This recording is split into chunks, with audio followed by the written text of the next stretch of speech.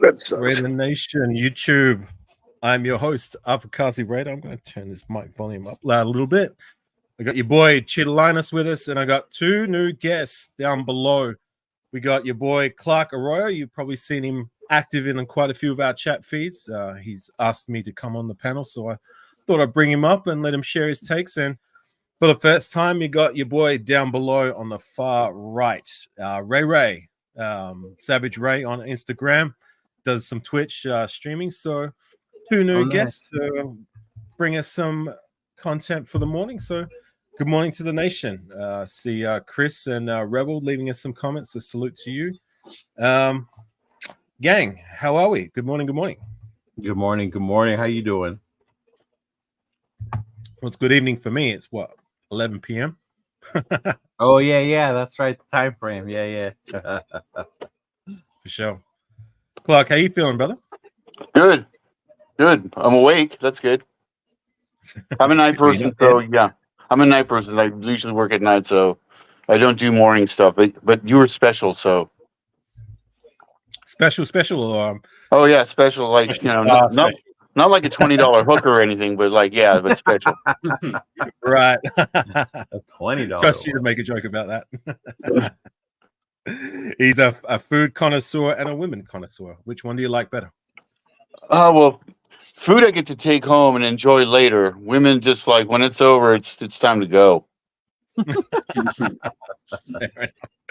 West Side, good morning to you. Good to see you, my friend. Hope all is well. Ray, how you feeling, brother? I'm doing good.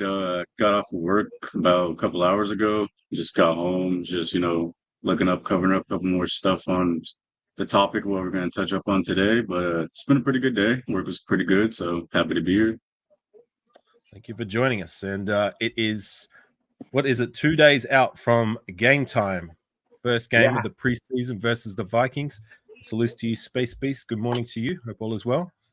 So talk to me, gang. How you guys feeling? I mean, this is more of a evaluation and shaking off the rust kind of deal.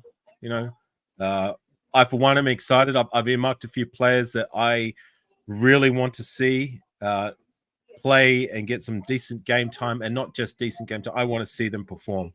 But I'll start off with you, Cheeto.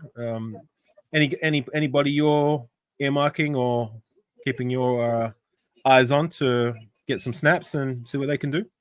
Oh yeah, man. I'm so excited. It's finally football where they're actually going to be hitting each other on the field. I'll be able to put a lot of this is our defense really that good type of talk and see what the quarterbacks, the offense is going to look like. Our running backs get some actual contact, not just getting touched or running through cones and things like that. So I'm definitely just excited. What I'm looking forward to probably the most is to see if we're going to see that physicality that AP's talking about out there on the field on both sides of the ball. I'm glad to hear that almost all the players are going to be playing that'll be there. So that's good. See who gets the ball, who's making plays, and who can stand out and make some noise for us this season. For sure. I like that. Clark, talk to me. What you got on your mind? Ooh, man, there's so many players that I want to see. Obviously, I'm excited about the start of the season. I'm really excited about the rookies that we brought in, and knowing that I went through Hondo's video from yesterday, and I read Vic Tafer's report today. There's just so many people that I want to see. I think what excites me is to maybe see Glaze, Eichenberg, Richardson at corner, and I want to see Laub. I definitely want to see him because I understand he's going to be a big part of this offense this season. Who did you say? The last Laub, the kid from New Hampshire, the running back. Laubie? Oh, Laubie. Dylan Laubie. Yeah, Hondo says he's on the team. I don't know. Most of the time he's correct, but I think that he brings another kind of element that we haven't had. I mean, Abdullah's a great player, but I think this guy's going to be a little bit more versatile, and we could move him around a bit. I like that. Yeah, I'm excited to see what Dylan Laubie can do. I think he's going to get some decent game time to show his wares. And he's been getting a lot of hype in the off season. So one guy I'm excited to see do his thing. I'm excited. I'm intrigued by the hot running back situation as a whole. Like this, I think to me personally, that competition for who's going to be the spellback after Zamir is wide open. You know what I mean? And we're going to see all these cats compete. Either find their way on the roster or they can get up out of here. You know what I mean? So I like that answer. What about you, Ray? Ray, talk to me. Some of the, yes, I definitely agree. A lot of the rookies is definitely some of the things that intrigues me the most. You know, we just drafted these guys. It's time to see what they've learned through training camp, how well they've learned the offense, how well they've learned the defense, what they look like stacking up against another NFL team. Because again, these are the rookies I'm specifically talking about. Dylan Lowby, like we just discussed, man, I know he's not from, you know, a lot of people they didn't know he's not from a big school or anything like that, so he didn't get like much attention or anything, but this guy's looking good, and like you said earlier, he's been getting a lot of compliments and a lot of praise throughout the practice and training camp. So I'm excited for Dylan Lowby. Really excited as well for Bowers. So like I understand, you know, a lot of us, myself included, was very surprised at how that all unfolded. But nonetheless, I am very happy and very thankful that we have Brock Bowers. He is going to be a game changer, and he's going to help us score some more points in that end zone. For sure, for sure. I want to see a little. I want to see some game time from Bowers. I mean, he's getting a lot of hype since we drafted him. Hey, you're not alone. I was guilty myself, and a lot of the Raider fandom were guilty that we didn't do our research on the tight end position, so we weren't quite as familiar if we didn't watch college football. But now, after we were able to watch the start to marinate the pick and then get to know the player, he's definitely what seems to be the next. We've had a good lineage of tight ends, and hopefully he can bring that back. And Myers as well. I mean, you know, he's kind of a forgotten man. We drafted him high last year, but hopefully these two can put it together and be a good 1-2 punch at the tight end spot. And salute to you, Capitan, and everybody else. I hadn't had a chance to say hello to everybody, but I want to give a special shout out to Capitan. It was his birthday yesterday, so happy birthday, El Capitan. Hope you had a good day with your loved ones. I know you were doing a live stream yesterday, which I did pop up to say happy birthday, but I just wanted to give you your quick shout out. So appreciate you, my friend, and much love. So hopefully you got support right on your special day. But yeah, look, there's a few players that I'm excited to see, but also like I want to see perform. I was watching Raider Ben's live yesterday, and they brought up some really good takes and points, especially in regards to Tyree Wilson. I'm hoping he gets a lot of game time, and like I'm going to be a little bit nicer with him in regards to I'm still giving him concessions to show progression because this is year 2, but I still want him to show in the regular season. I want him to play his part. However, in preseason, I'm not giving him those concessions. If he's coming up against second and third string guys, I want to see him balling out and give us hope that he can be the guy that we drafted him to be, being that we drafted him round 1, a guy who was underwhelming in his first year. Yes, he was injured, granted, all that, but still, you know, you don't draft in the first round to find a guy who's a rotational guy at best, like a Cleve Farrell type pick. This guy needs to be starting and doing his part. So for me, I want to see him perform and give us some hope that he can be that in time. You know what I mean? I don't want to see like a Cleve Farrell kind of deal. Like, I don't know if you remember Cleve Farrell in 2022, I believe. He got a lot of snaps in the preseason, and he didn't show up on the stat sheet. Didn't know. Yeah. And that for me was like, you know what? I've seen enough. You know, he is who he is, and he is who he is, like a good rotational guy. But that's, again, to my point, it's not what you're looking for in the first round. You know what I mean? Yeah. Like, you need a starter and a good starter in time with Tyree. But he wasn't much of a pass rusher. That was the whole thing. He wasn't much of a pass rusher. So that's what the nation was kind of relying on him to do. He turned to be really serviceable as far as doing in the run game, but in the passing game, he was almost non-existent. Yeah. Yeah, I hear you too with that makes sense. You want to see, we brought him in as we wanted a pass rusher, you know, the Robin to Max Crosby, especially number 7 first round pick. And a lot of the stuff he gets is that takeoff being so slow, you know. He kind of played a little bit towards the second half of the season, so you want to see him carry over that. But I do hear you when it's kind of concerning. You haven't heard much from him during the training camps as you have the other players. Right. So definitely going to keep my eye on Tyree because, like you, I want him to succeed. You know, I want to see him come out there and ball out and get to the quarterback and stuff runs and meet that first round 7th pick expectation. Yep. For sure. Ray, you got something to say? Oh yeah, no, 100%. I agree. I think without a doubt he has to show us something, and he has to show us right away. This first game, we have to see something from Tyree. You know, he was taken underneath Max's wing this whole off season. You know, to have that specific one-on-one time and that training with Max himself, that's that's unvaluable. You know, that goes a long ways, and hopefully he puts that on tape and we get something out of that in the game on Saturday, because I really want to see Wilson step up, like you said, to be that first round overall pick. He has to show us something. I think He that has to assert himself. what he has to really show is technique. I mean, last year his only technique was the bull rush. If he couldn't bull rush the guy, he couldn't do anything. I mean, I want to see him swim. I want to see a rip move. I want to see, a spin. Show me something. Show me some technique, because that's what he really lacked last year. It's not brute strength. He's got that. And he's slow off the ball, but hopefully he can improve that. But I just want to see technique. Yeah. Yeah. So like I said, I want to see him assert himself. You know what I'm saying? Like on the tape and also on the stat sheet.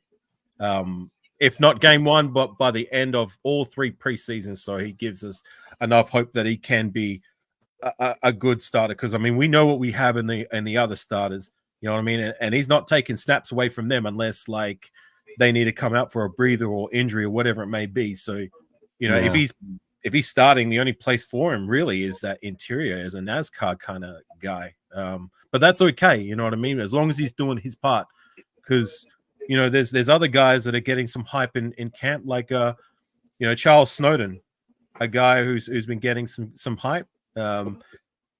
Very kind of eye-opening. And, I saw a certain video from the Raiders media team where they were interviewing the players quickly, asking them, like, what's your nickname and that. And they were going through Max Crosby, RJ Stone, Jacoby Myers, and a few other players. But what the last player that they went to was Snowden. And he had to think about it for a second. He was like, oh, I just recently got dubbed Blizzard by the coach. Blizzard. Yeah. That was a bit of an eye-opener to me. I was like, what's this all about? Conor McGregor kind of deal. A really fast white guy. Well, he's actually African American. He's not white. Oh, really? I didn't know that. Yeah, but he did get a lot of hype coming because he plays cold. Maybe, yeah. I don't know. It was eye-opening to me, and I'm hoping there's some substance to that. So I'm going to be paying attention to him, because before that, I'd heard some things about Snowden showing some things. Like, that's another position that's going to be up for grab. That forced depth guy at the defensive end. You know what I'm saying? Who's going to be that next man up after, if Tyree's going to be that rotational guy, or if he's in the interior, there's still a spot as that next man up. Snowden, might make his case. And salute to you, egalitarian. I see you in the building. Who's that other? I know one, everyone's Robinson. Janarius Robinson. Yeah, he's another guy. Robinson, yeah. Cowtown. Salute to you. I know it's been a egalitarian thing in the offseason where everyone's talking about the QB situation. Now it's becoming more and more concerning the longer training camp has gone, being that neither guy has separated themselves, and we're seeing the defense making a lot of plays, and the offensive side of the ball hasn't really been that many rave reviews about, to say the least.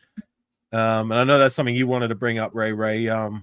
So I'll let you talk about it first. What say you about the QB situation? What is it you want to see? Yeah, well, I mean, first, I think, right, it's definitely to give credit to the defense first. They are playing to what we expect is going to be a very, very good defense. Potentially, within the top 8, top 5 defense. Like this can be a really good defense. Depending on certain things. But first, to give the defense credit. Not to just completely discredit them because the AOC and Minshew, yeah, they haven't separated themselves. Nobody's just taken the QB1 position by the horns, and that's something we wish to have seen. But it's also a new offense, and this defense is really good. And naturally, I believe the defense in training camp they start off on a better foot, right?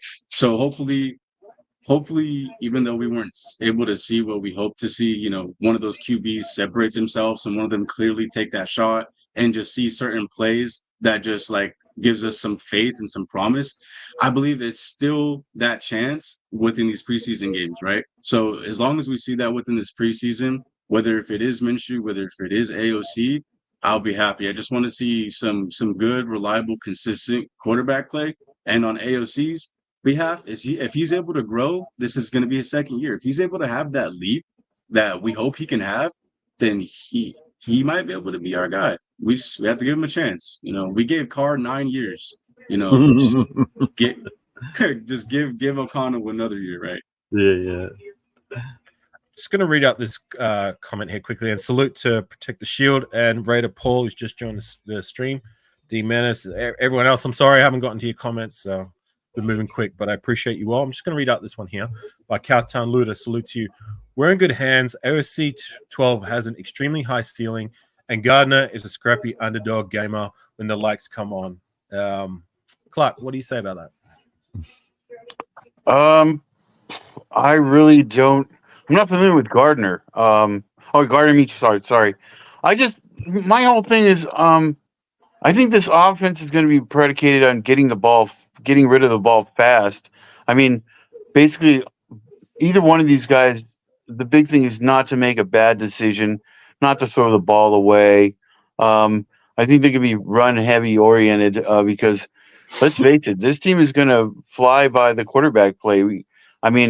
I don't think we're a Super Bowl team, but we can go deep in the playoffs, but it all depends on the quarterback.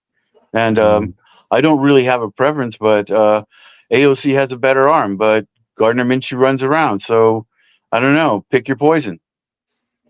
I like that. So what you're trying to say is that defense will get us to the playoffs. How deep we go will be on how sustainable the offense can be to keep up with how well our defense should. We say should because we still need to see it on the field, right? Absolutely. Yeah. What say you, Cheetah? You know what? I think sometimes I don't know. Maybe having gone to the training camp and seen the quarterback and the offense a little bit for my own eyes. That's right. You were there, weren't you? Yeah. I was there. It was just eye-opening in that how disruptive our defense is. So it makes sense why there's so many turnovers. They were flying all over the field. They were communicating to one another. Kind of like they were just kind of like waiting to see what was going to happen. Where in training camp, that does favor the defense more. AOC definitely more accurate. Has the bigger arm. The day I went, Minshew didn't do so well. But I do get what people say where he makes plays, he creates plays. He's the one that can extend the plays, more mobility in the pocket. When you would see them line up in the red zone, he would be the one that would run around, that would do bootleg type stuff, where you could see that motion and how they were going to utilize that. So that's why I'm curious to see what they're going to look like come game day. Because it's one thing to do that in training camp and make those throws. It's another thing when the bullets are flying and these players are coming at you. How are you going to react? How fast are you going to get rid of that ball? Because one of the things I paid attention to was how long they held on to the ball. A couple of times, Max would already get there by the time they threw the ball. So in your mind, like even though it was a great throw, sack. Are you going to move around? Are you going to have that pocket awareness? So it'll be interesting to see come Saturday what those quarterbacks looks like and who stands out more. For sure. And salute to Circus on 6, my guy, Raider Solo, my guy, joining the stream. Thanks for us tapping in, my brothers. And HB, another one. Salute to you. So you were actually at the camp for how many days? Oh, one. The first attempt, I didn't actually get in. We were gonna try to get in, but we had to jump a fence. We didn't. Yeah, I saw that you were trying to climb the fence. Yeah, but that second time, we actually were able to get inside, and they got us tickets to go in. So Like, I got to Right. go in once. Yeah. But the cameras had to go down, right? Yeah. Yeah, they had to go down. Mm-hmm. Yeah. Did you the guy who intrigues me at the QB situation is Anthony Brown. Did you see much of him? I saw him make a couple throws. I wasn't too impressed. I think you're gonna get what you see. I know there's a lot of hype behind because he does have more mobility. There might be more upside to him, but the couple throws he did make when I was there, they weren't too great. The defense was there, like I said, but yeah, Erratic. I got you. yeah. He's the guy who intrigues me as that next man up, so to say. But I by no means think he's competing for a starter job unless he completely lights the house on fire and the other guy shit the bed. Then he might assert himself in the conversation. But it's a 2-man race with the 3rd man depth guy, practice squad guy, emergency backup, still up for grabs between him and Carter Bradley. So that's a little battle in itself to watch in the final quarters of the game. Well, do you think if they bring in Anthony Brown by some kind of like bad emergency, and they have to keep him for a game, do they change the whole offense to fit his skill set, and doesn't that screw up everything? Like personally, I've heard he's talented, but I don't want to see the guy in the game if we're going to have to switch up everything we do and like totally blow our consistency. Right. I mean. But then a rookie that's like from the middle of nowhere, I don't want to go there either. So you're just going to have to hope that, our offensive line can keep one of these guys upright. Right. The offensive line, some interesting looks when he looked at the initial depth chart with, was it Jackson Powers Johnson was listed as the guard number 2 and Cody Whitehair was listed as the starter. Did you guys see that? I saw that. Yeah. Well, that was interesting. Powers hasn't played in at all this preseason, and Colton Miller's still been out, and they always say your best ability is your availability. So that's basically where we stand there. But according to Honcho, both of those linemen that are replacing Colton Miller and JPJ are doing the job. So, at least they went out and got some depth. And when these two are ready to come back, they'll either step into start, or we have 2 guys that are already doing the job well. And hopefully, it's a smooth transition, whatever way they go. Right. And to that point, like I have been high on I've been driving the train for the Thayer Mumford. You know what I'm saying? I believe it's his starting job to lose, and I've given him praises since we drafted him, being that he's only been trending upwards, and salute you, Dark, I see in the building. But Delmar Glaze is starting to pick up some steam. He's a guy I'm really pleased to be hearing that he's producing in camp, and I'm going to be paying attention to him when he gets his chance. I think he's still depth number 2, so he'll be with the second stringers. But he's a guy, like, if he asserts himself, being a rookie, like, that's going to open up some eyes and give us some faith that we've got another young depth guy we can develop, as well as the other, because our offensive line is very young. You know what I mean? Like, even our guys who have been around for a minute, they're still in their 20s. The oldest guy is out of our starters is Colton Miller, and he's 29. So it's a good thing to have, like, a good mix of experience and they all still have the youth, but like rookies, sophomore guys who should take their 3rd-year leaps, like Dylan Parham. We're hoping he takes a 3rd-year leap, much like Morig, Hobbs, and Malcolm Kuntz took last year. So I do like what we have there, even with that depth. So I agree with you. I think I have to take back my criticism of the Glaze pick. I wasn't happy with it. I was like, what are we doing drafting this guy in the 3rd? There were so many options we could have went. But seeing how he's progressed and he's gotten the coach's attention, where he can switch both sides, I'm like, oh damn, like, okay. Seeing him hold his own against our defensive line, that bodes good for the depth and the quality of our offensive line. Like, I know everybody was panicking when Miller went down, or JPJ being on the PUP list, like, what's gonna happen? But seeing that the guys they brought in as depth to fill in the those positions holding their own and being able to go out there and perform. And it kind of makes me feel better about the O-line. I'm not so worried about it, even with Cody Whitehair. And I did see Miller out there, though. He wasn't part of the dudes playing, but afterwards he came out, he had like a brace on his shoulder, but he was doing like certain walkthroughs, certain positions, certain movements. So he's definitely going to be coming back soon, which is a good sign. But I definitely want to see what they can do this Saturday in real live action, because that's going to be our main concern with either quarterback. How are they going to be able to stay upright? Do we need to put Minshew out there because our line can't block and we need somebody who can run for his life? Yeah, Solo, to that comment there. Can't wait for week 1 when Anthony Brown's. We just talked about Anthony Brown. Hey, he's my guy too, but I'm gonna crawl before we walk. Like, see if he makes the roster and then see what happens from there. Hopefully, I don't know. I want one of these, either AOC and Minshew, to assert themselves and be the guy, and not just for a short term, but for a long term and a good one at that. But anyways, we will see. But to your point in regards to Delmar Glaze kind of emerging, and yeah, I figured Solo. I haven't heard like this kind of like praise for an offensive lineman that we've drafted. When we drafted, what's his name? The guy we drafted in the first round. I'm having a brain fart. Leatherwood.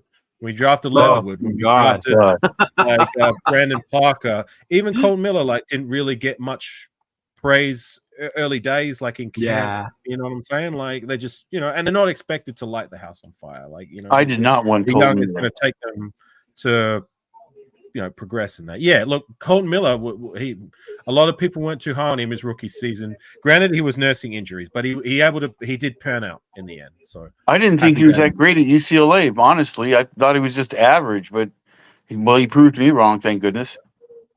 Right. Like, he's the only, I guess, and I made this point a few times. Like when we've drafted in the first round, and we're waiting for these first rounders to establish themselves in the league, because if they hadn't done so in their rookie year, I'm talking like a Khalil Mack or an Amari Cooper, a Josh Jacobs. Those guys were good from the jump. All the rest of these first rounders we waited for to develop. None of them panned out. Every single one of them flamed out, except for Colt Miller is the only exception in the last 10, 13 years that I've been a fan where the first rounder, okay, he didn't quite light the house on fire year 1, but he was able to progress and become a good player in time. I mean, can you guys think of one in the last 13, 14 years besides Colton Miller that wasn't good from the jump? Offensive lineman or their first round pick? Any first round pick. I mean, probably just Jacobs. He was Jacobs is the only one. Yeah. Yeah, but he falls in that category. He was good from the jump. Remember, he got 1,000 yards. So I'm talking about guys who weren't good year 1. That we waited for them to develop, which is kind of bringing me back to the Tyree Wilson conversation. Abrams, you know what I mean? Remember Abrams? We had that good couple games, then he went down, and then we kept waiting for him to get better and better, and then he just. To my point, he didn't. None of the guys we waited for. That's what I'm trying to say. That we waited for that didn't quite put it together year 1, except for Colton Miller is the only exception to that, and I'm hoping Tyree can be different, but. Ray, back to the topic at hand. What say you about the offensive line? Yeah, I hope we see some promise in the depth. At any given moment, and we've already seen it even before seasons actually started. A player can go down. We're a different team without Colton Miller. We're a different team without these impactful players, these veterans that are on our starting line. So I just hope we see them stay healthy, and see our depth show up. And in these preseason games, we see, Delmar Glaze, when we see Thayer Munford, these players that we just talked about, see them take those steps and those leaps and actually be very reliable offensive linemen as depth pieces, because we need that depth. We've been lacking those good depth players for a while. And now with the addition of a Andres P and a Cody Whitehair, I feel like we have a solid offensive group. So as long as we can stay healthy and we can see some of those players like that we just got, like Delmar Glaze, and hopefully JPJ is able to, play as well. And hopefully they're able to just stay healthy, man. For sure. Yeah, that's a good one, Sam. So Hayward Bay gets a lot of flack. Oh yeah, because he wasn't Bradley. good. We drafted at 7 to find a bona fide number 1, and he wasn't that, and he never became that. However, people shit on the pick because they look at what he wasn't, rather than if you look at what he was come year 2, year 3, and year 4, he was actually a good, solid number 2 guy who in his 3rd year got close to 1,000 yards. You know what I mean? And he did well in spots. I've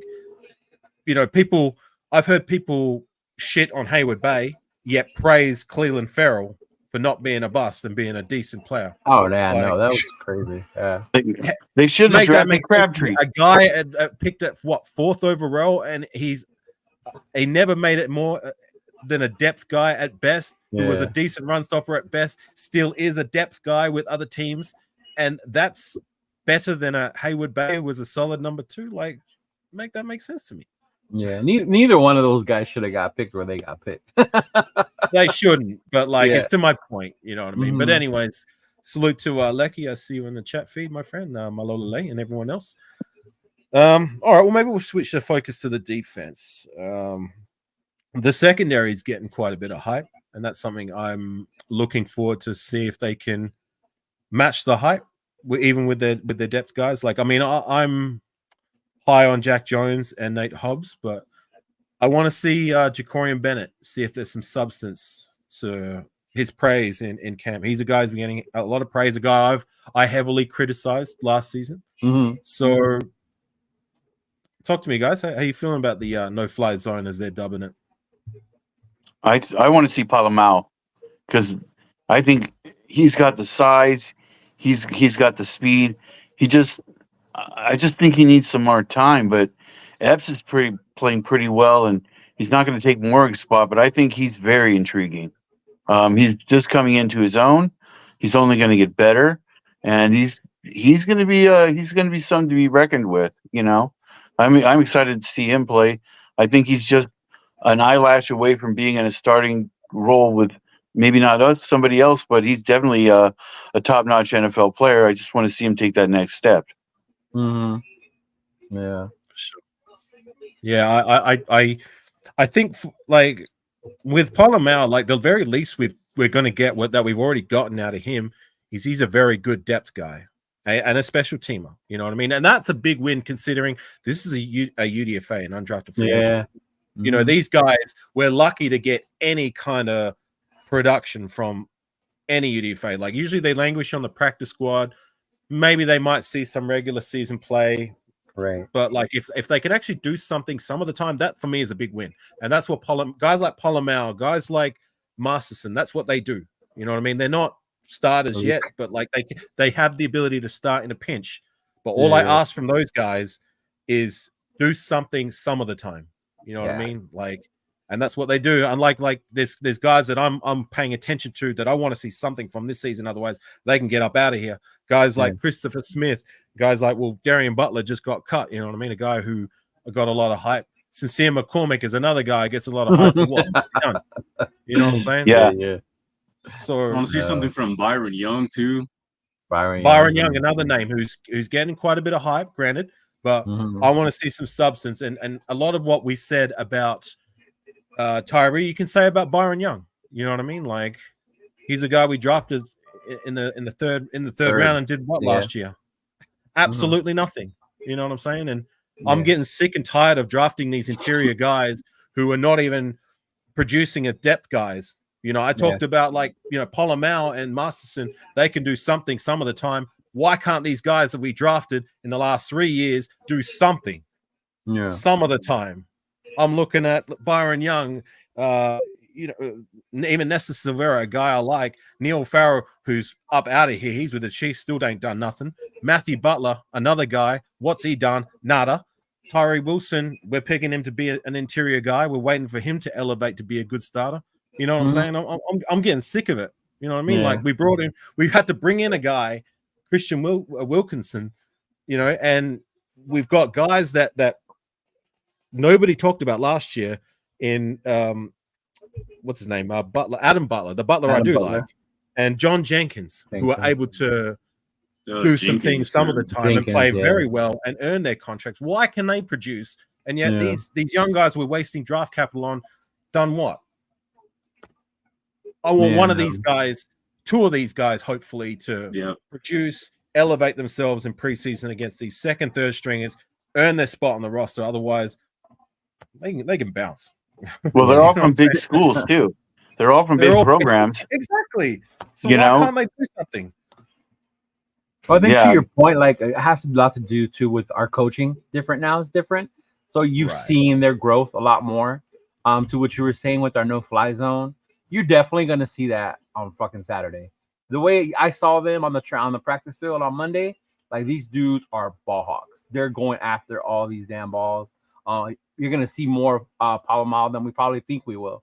He was out there always as the third safety out there sometimes, kind of like a hybrid linebacker position in there, trying to bust up plays. And seeing him ball out like that is amazing to me. You know, it's great to see him out there. Sorry, just to that though, if Nate Hobbs is healthy, that's going to be Nate Hobbs' role rather than Palomar, right? Well, no, he was out there with them. So that's what I'm telling you. He was out there with them, and Isaiah was out there like as an extra DB. Yeah. Mm-hmm. Okay. But I'm saying, like, because you said that third linebacker role, that's third safety role. Like safety. hybrid, like inside, yeah. Mm-hmm. Okay. Like when we go to three safeties, yeah. Mm-hmm. Yeah, like that. Jacorian Bennett too. I see the improvement. I see him trying to make plays. The thing with him is we heard the same thing last year at camp. And I'm a big fan of Jacorian Bennett, but now I want to see it on the field, game day. Right. You know, when you're lined up against that number 2. Because now we have Jack J. You know, we have Jack Jones out there. He's the one out there leading. And you could see the leadership in them. The way when something comes down, the way Jack talks to them, the way Apps will talk to Isaiah, kind of like letting them know where to be, or even with like Woo Governor out there making plays, you know. Our linebacking core too. Even I know Diablo gets a lot of shit about his availability sometimes, or you know, being able to make the whole season. But seeing him out there with Rob Spillane, you know, doing their thing, the way our defensive line is just being able to interchange and produce, and so it's so exciting. But I do want to see more from players like you said, like Young, Smith. I don't think he's gonna make the team, honestly, based on the way these other guys are playing. I think he's gonna be one of the ones that's gonna be left out as far as being able to make this team on defense. Right, Trey Taylor's put him on notice, and he's a guy I can't wait to see.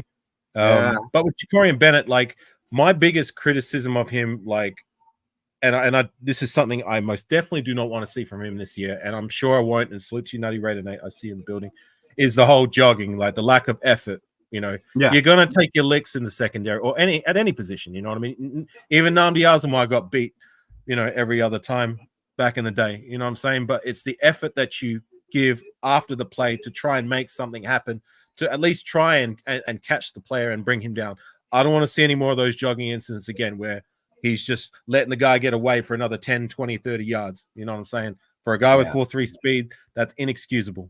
You know what I'm saying? And I'm sure that's he'll look at that and hopefully work on that. But to your point, Cheeto, I have seen like videos of Nate and Jack Jones, like, you know, being the hype machine to Jacorian Bennett, you know, and Bennett seems like he's kind of a more reserved kind of guy. Like, he's kind of getting into it, but they're trying to bring him out of his shell a little bit. You know, it's like they are.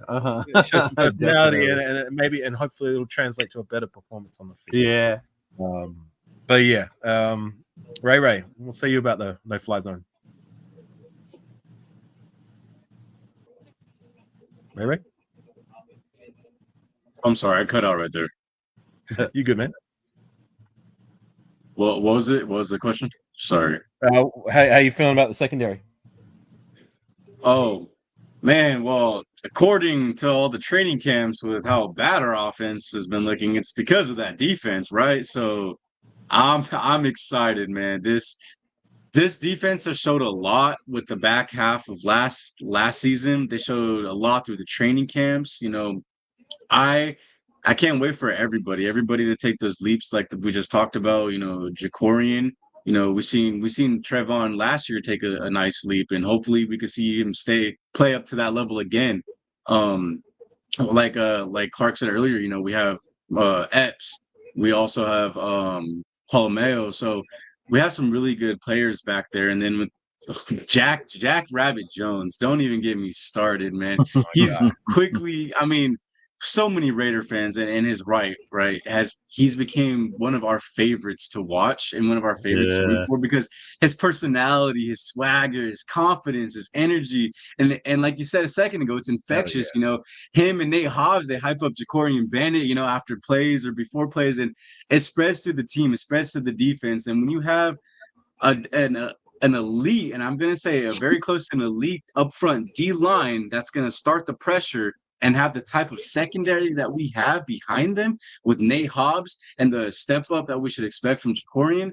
This team is, man, secondary is looking beautiful. Defense, great. Beautiful. I love it. Yeah, I'm one of them. Like Jack Jones is my guy. I've got his jersey. I have the confidence in him to be the next good cornerback number one we've been looking for the longest time. Ever since Nnamdi left the door, we have been searching and searching for a bona fide number one, and that's how long it's been. Nnamdi hasn't been a Raider since 2010. You know, my God, that was 14 years ago.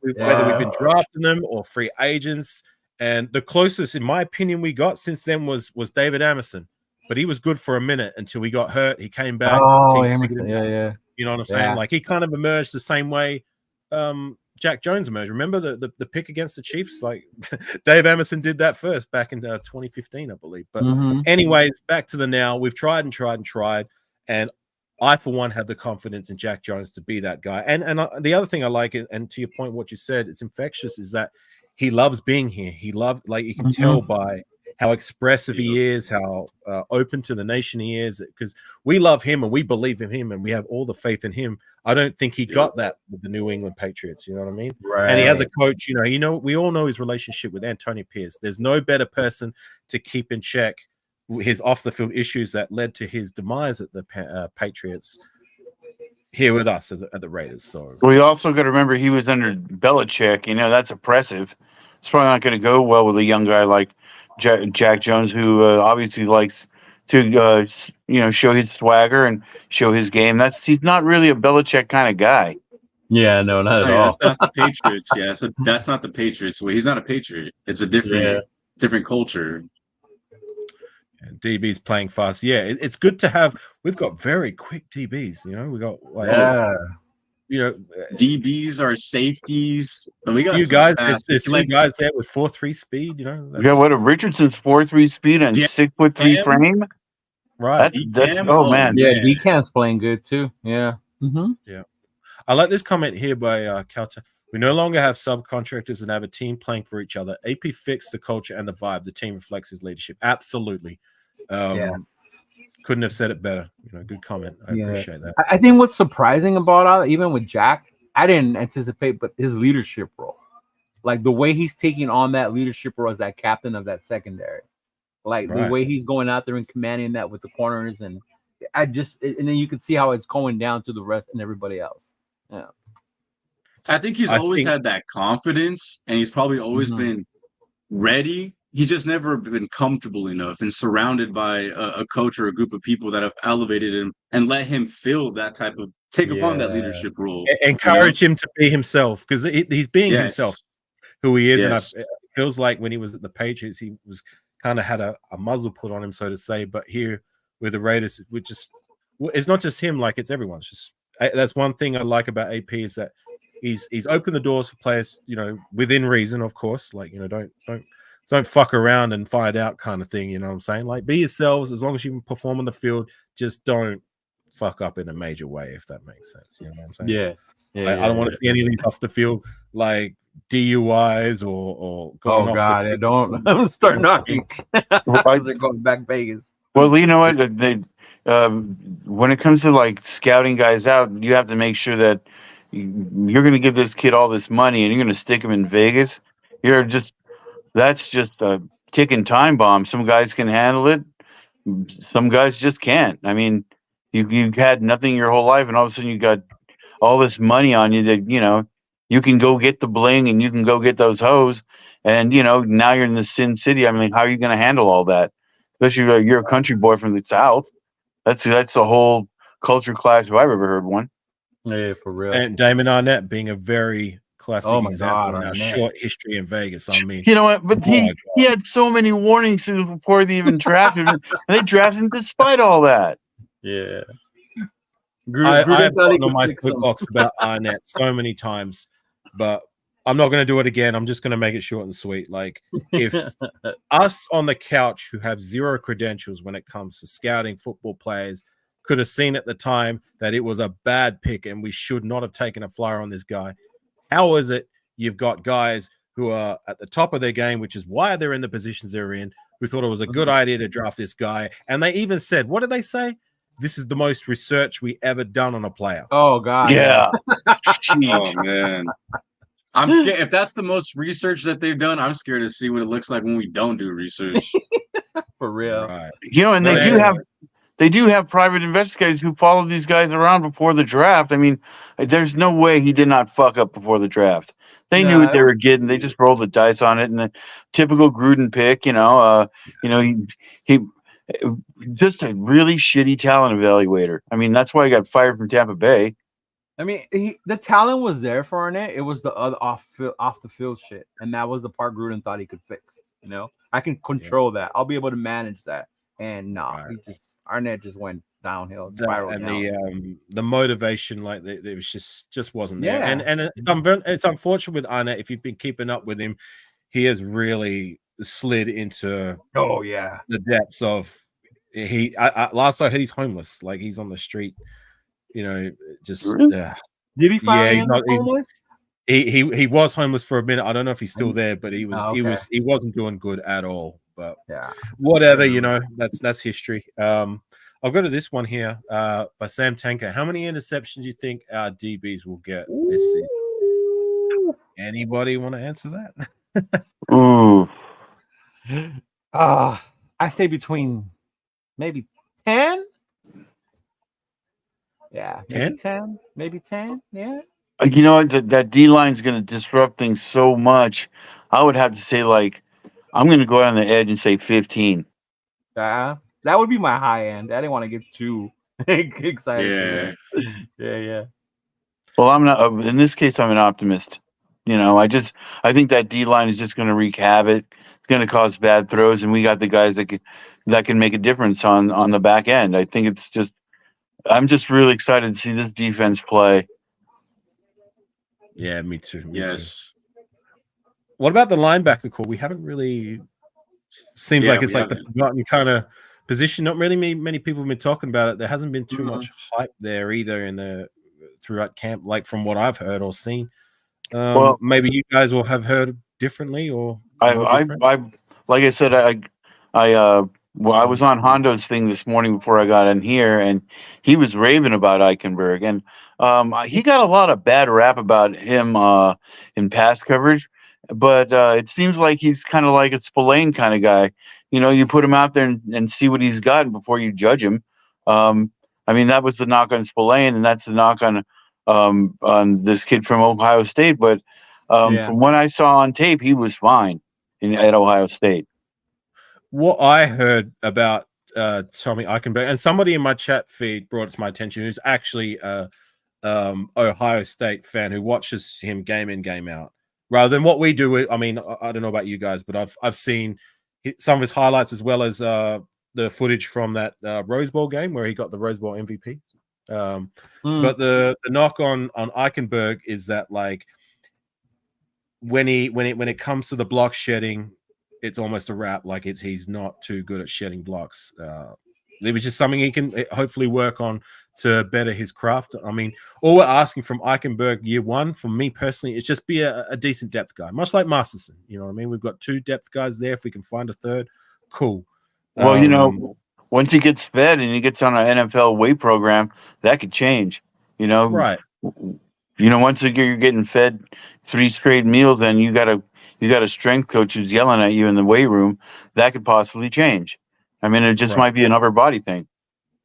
Right. For me, like with Tommy Eichenberg, if we can find a guy who starts off at depth and then maybe fight his way up, and if he can be a good starter in time, cool. That for me is a win. I mean, where do we draft in round 5? You know what I'm saying? So the weight of expectation for me isn't all the way there. You know what I'm saying? Like, just be a good depth guy. That for me will be a win. Anything more than that, fantastic. For me, like I've brought this analogy a few times. My ceiling for him is Robert Spillane 2.0. You know what I mean? Yeah, My that's what floor they've been for saying. Yeah. Tommy Eichenberg is Ben Heaney. I don't know if you guys remember that guy Oh, we Ben drafted back Heaney. in 20. Ben Yeah, Heaney. Ben Heaney, being that he had the same pros and cons coming into the league, and it followed him into the league. That's why he never amounted to anything. Is that he was very quick to get to the point of the attack, like sideline to sideline speed, good tackler. But when it came to shedding blocks, it was a wrap. He couldn't shed blocks to save his life, and he was up out of here within 2 seasons with us, I believe. So that's my flaw for Eichenberg, but I'm hoping it can be the latter, or the former rather than the latter, being that he can produce to be somewhat of a Robert Spillane in time. Yeah, that's what I've been hearing when we talk about him. Yeah, they compare him as like a Spillane type draft pick player. Yeah. I'm excited to see what he is. I like the kid. I got excited when we got him, so hopefully he'll pan out. You know, Diablo too. Linebackers want to make sure we get Diablo goes out there, performs well. Yeah, I love Diablo. I've always loved this game, but he just gets so much flack from the nation. You know, he can't stay on the field. He takes bad angles. Blah blah. I've heard it all, but you know, I just think physically he's got all the tools and he's got the experience now. I'm like, and he's in his contract year. I mean, like they got to pay him after this. I mean, he's got it. Does he pan out? Do we let him go? I mean, you know, there's who knows, but I really like the guy's game. I'm, you know, maybe I'm in the minority on that, but I've always liked his game. I'm with you. You know, a guy who we drafted as another one of these project linebackers, like we take in year in year out, that just usually don't pan out. Like, well, I believe Diablo took that 3rd-year leap, like not to the extent that the other guys did, like Hobbs, Morig, and Kuntz. You know what I mean? But he still had a decent year quietly. You know, there's still those injury concerns. He played 13 games, but he was coming off and on a lot because of injuries. But I believe, for the most part, he's panned out well enough. And I agree with you. I like the guy too. I think he provides some value. The problem is with Diablo is that as it stands, when it comes to these 4th-year guys, the guys who are coming off contract, he's the last person on my priority list to sign. If we're going to re-signing, for me, as it stands at the moment, it could change throughout the season, you know. Right. Kuntz is number 1. Nate Over Hobbs, Moore tied number 2. Okay. Right. And then you got Diablo. So it might be a case of we would like to re-sign him, but I'm signing those guys before I'm signing Diablo. You get what I'm saying? You feel me? Yeah. You can't pay everybody. Yeah. You can't pay everybody, but like it'd be nice to bring him back. Whether he can shoot himself up that priority list this season, I'm hoping he can, because if that means he can, hopefully it's because he's playing well and the other guys are playing well. He's just playing lights out, so to say. But yeah. So you say Kuntz before Hobbs? Yes. Yeah, I do. Being that I think Kuntz is trending rapidly all of a sudden. Like his trajectory was here, but like that, what I saw from him that second half of the season and that the leadership he's showing since then, he's kind of skyrocketing to me. Whereas Hobbs is doing, like, he's still a very good player, but I guess like that's a debate that will come to the end of the year. It's just like, what's the priority? What about Spillane? What's the bigger need? You know what I mean? Yeah. What about Spillane though? Isn't he also due for? He's also due.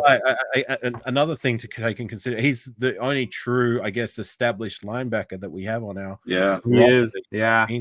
So, you know, and I see like, you know, that comment there by Sam, like Masterson and Benet. You know, Masterson is good at getting past blocks. Benet gets put on his ass as soon as the blocker touches him. Well, you know, Masterson for me, like, he's a good depth guy.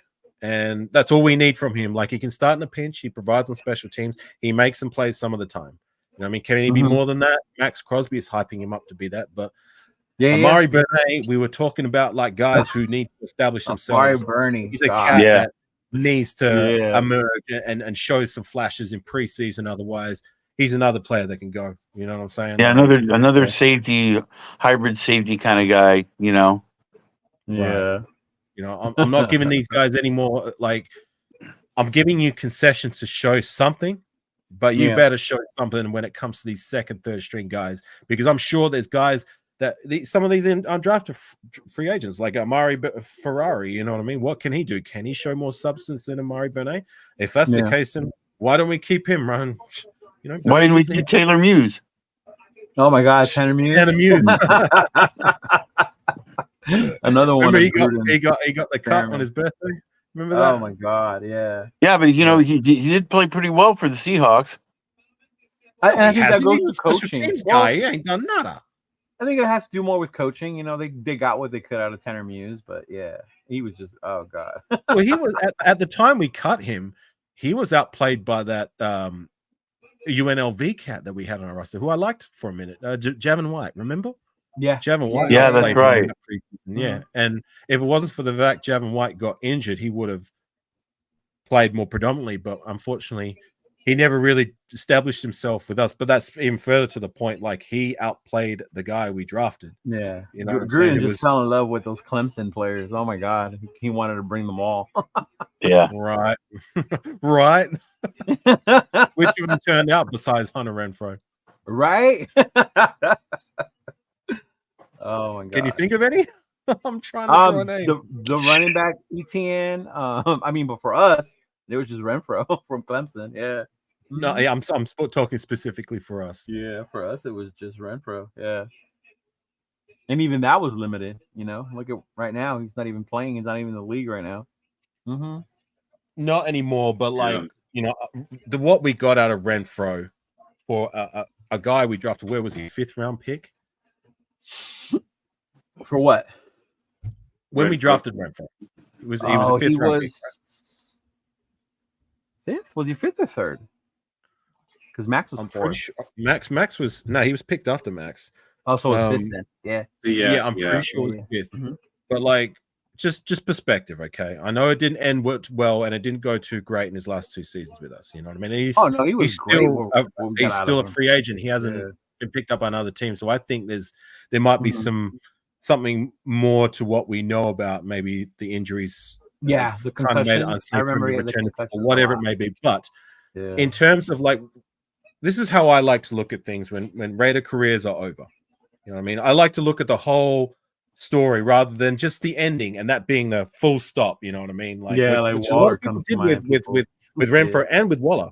You know what I mean? Like, it ended badly. That's my full stop. Well, these are guys who like provided value once upon a time. We're good players. Where we spent a 5th round pick on Renfrow, and what did we get? We got a guy who made a Pro Bowl, who broke the record for how many receptions 1 year. You know what I mean? He was 3rd in Renfrow for the longest time, one of the best slot receivers in the league for a 2-3 year stretch. So getting that out of the 5th round, that's a major win. I'd rather appreciate that than say, oh, well, you know, he didn't play well his last season, so that's my full stop. I think Cheetah brought up a good point. He keeps bringing up the same point, which is valid. It's coaching. I think that when he was with Gruden, he was a Pro Bowl player. After Gruden, he just couldn't add up. I don't know. Cheetah could be correct on this one as well. Right. But we will see. I mean, receiver's another spot that's like, I mean, maybe that can be the last thing we'll talk about before we wrap things up. The receiver depth. I mean, we know what we have with Devontae.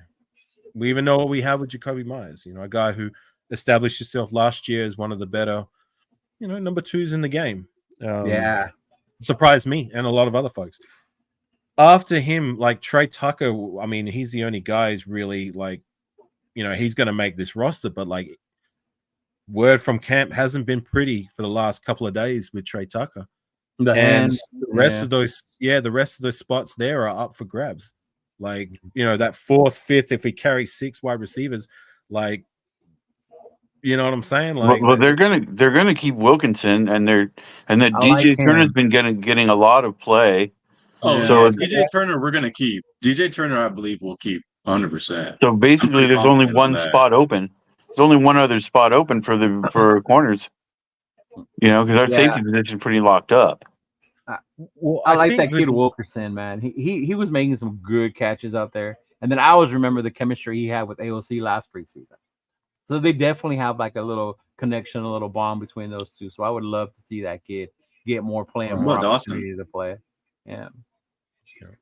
Like for me, you're right. Like Turner's like I'm the driving the train for the hype for DJ Turner. Like nobody else brought up the points about him being the special teams gunner that like I believe like there's no one better at the moment, and especially on our roster anyway. But like in terms of receiving, it's been a little disappointing. I haven't seen him utilized more in the regular season.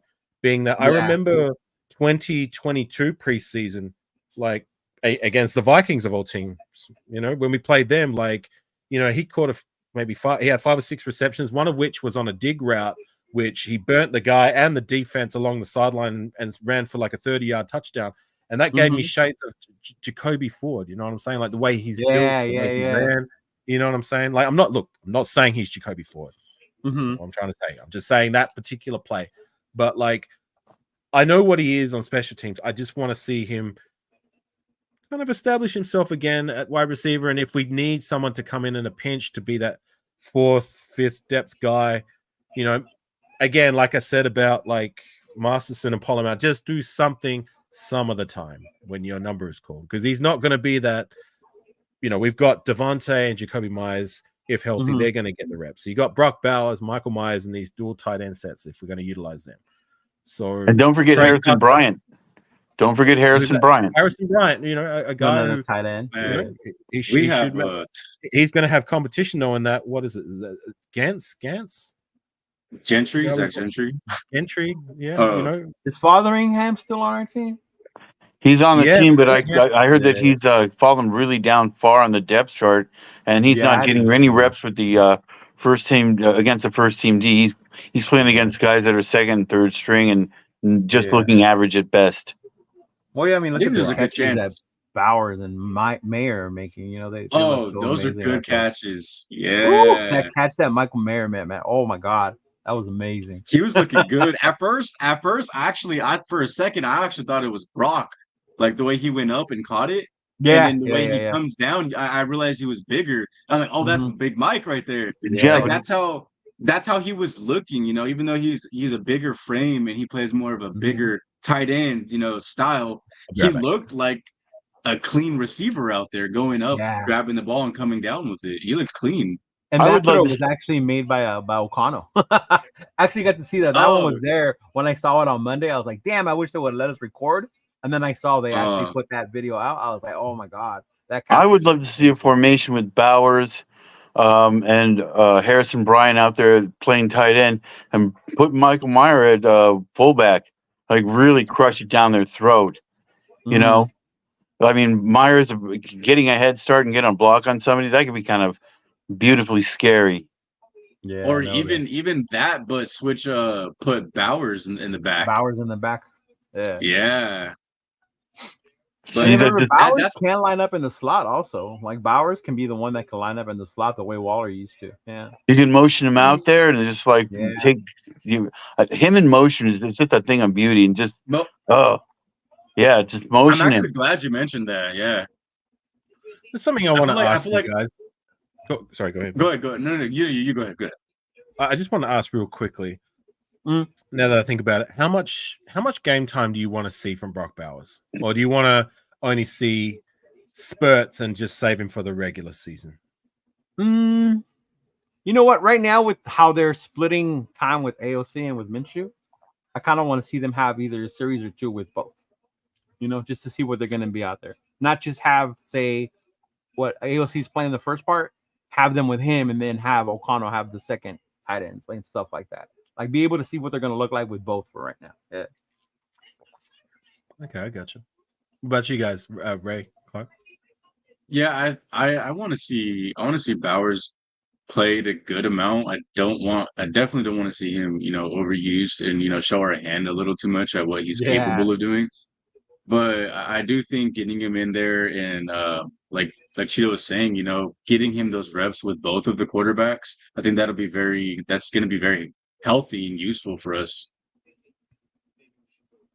I think Bowers Bowers playing against somebody other than the Raiders is going to be really a telltale sign. I mean, all signs say that he's going to be a great player and this and that, but until he starts playing against guys that are not teammates, then we're going to see what he really brings to the table. And I think it's going to be really good because he's got the speed, and that's a huge part of his game. Sweet Raider Pete. I think that's an important thing you actually pointed out right there. Is sorry, I lost my train of thought there for a second. Is our defense is they've been playing, Bowers and all of our offense, they've been playing against our Raiders defense, right? We know how good they are. Now let's see what it looks like when they're not playing against an elite level defense, Right. they're gonna have a lot different feel, they're not playing against their teammates who know the same plays as them, who go against them in practice day after day and know how to play against them. These people aren't going to know how to play against them. These people don't practice with them, and they don't have that same level of skill that our defense has. So this is a huge opportunity for our offense to actually show where we can succeed. Yeah, for sure. Definitely agree with that. Yeah. For sure. All right, guys. Well, look, it has been an hour. Do you guys still want to keep going, I'm or good. I mean, we can wrap things I up? keep can going, keep bro. going. All right. Well, look, if anybody needs to go, you guys just get up out of here. But we got someone who's just graced us with his presence. Who's going to provide us with some comic relief. Rafa. Yo, Oh. Hey, man. what's up, Rafa? How are Salute, you, brother. What's on your mind? I gotta tell you for this one because I know that I have few minutes. Young prospects and the defense gonna build very solid. Because after we just saw for like Raiders versus Minnesota, I mean like a few weeks ago with a 0-3, but I wanted to expect a lot of things more. Because we have a young prospect coming out right there between Brock Bowers, Tommy Eichenberg, Dia Love. I mean, the working process is so very good because it's just like straight fire. I mean, the whole defense and the defense. I mean, this is gonna be working very good with the scheme of Lugetti because this is gonna be like the first task at all. And of course, for the situation for the quarterback, I mean, it's not gonna be complicated, but I think the coach got the right call who's gonna be decided because we're not to tell worry about that. But I think we're gonna be so much ready because after we just saw for the whole nightmare, it's just like a black cloud. I think this is the opportunity to make it bigger because I know that Antonio Pierce's leadership could lead us for everything, the mentality, and of course the discipline for all for this organization. So I would expect a lot of things more, but I would love to expect the Dylan Love taking its job as a starting running back, but also I would love to see like the linebackers, the tight ends also getting in action, getting in shape for the preseason games. So I would love to see like I will say like a trade breakout players who made like a great impact of joining for the preseason. There's Brock Bowers, who's utilized as like a beast, a free athlete from Georgia Bulldogs, which is amazing. Also, Dylan Love, Tommy Eichenberg. I mean, those one of those three players that I would love to see who to be like at a breakout. So, did you say you think Lobby is going to be starter? Yep, Dylan Love is going to be start, but I know that Samir White has a lot of flaws, but also he needs to improve off of the speed. But I think that Dylan Love versus Samir White is going to be a very interesting battle. So I will take because if it comes for the regular season, I will take like a Dylan Love as the starting job. If a Samir White hasn't come, but like they still have a lot of flaws. Look, I'll just give some perspectives to that. Like, Yeah. look, I like Lobby as a prospect, and I'm not high on Zamir White yet. And I've voiced my You voiced that very well. I've been pretty vocal about it, you know what I mean? But like I'm gonna give him a chance to take the lead, especially after he showed what he showed in the last 4 games last season. Like he showed he can play. He can be the guy. Can he be sustainably? Can he be consistently? Time will tell. I'm gonna give him that chance. As for Lobby, that's a lot of expectation on a guy we drafted 6th round from a small school. Granted, he's getting a lot of hype, but I'm not expecting him to be starter year one. You know what I mean? Like, Yeah, no. we got to pump the brakes with that. You know what I'm saying? Like, we got to let him crawl before he walks.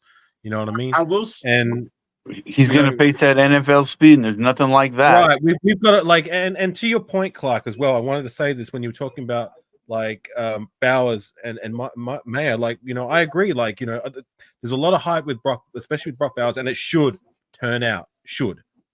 But these guys have not established themselves in the NFL yet. You know what I mean? Right. Brock Bowers hasn't taken a snap. So, you know, it should turn out, but we've got to wait for it to turn out. Michael Mayer, drafted him last year. He should have a second year, a sophomore kind of leap. We're expecting him to, because for me personally, I was underwhelmed and disappointed with his rookie year.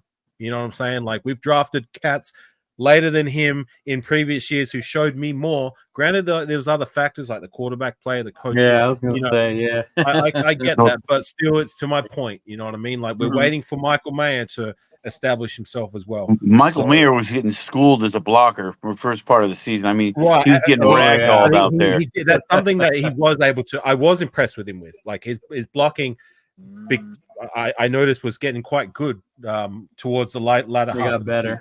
Yeah. You know what I mean? Like, I was watching him blowing up fools. You know what I mean? And that was good to see. But it's to my point with these guys. Like, let's just pump the brakes a little bit when it comes to saying they're going to do this, that, and the third when we haven't seen it yet. You know what I mean? Let's wait for them to establish themselves first before we start crowning them as this, that, and the other. Especially with I agree with you. Like, you know,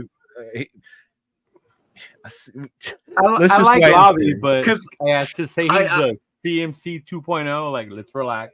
Like, I could see he hasn't played a snap yet, right? You know, he's going to be Danny Whitehead. To that point, like Luda, I think Lobby deserves the hype. He's an extremely versatile addition to the team. Yeah, he does deserve the hype. All I'm saying is that I'm not going to expect him to be the day one starter and be a good starter. No, like, that's unfair expectation. You know what I mean? Like, let him crawl before he walks. Not to mention, he's got to run into an NFL line. That's completely different than anything he faced when he was at New Hampshire. The speed is going to be at a more level playing field than when he was at New Hampshire, for sure. Yeah, you guys that are, you're playing against NFL guys who can, like, bench press a car. You know.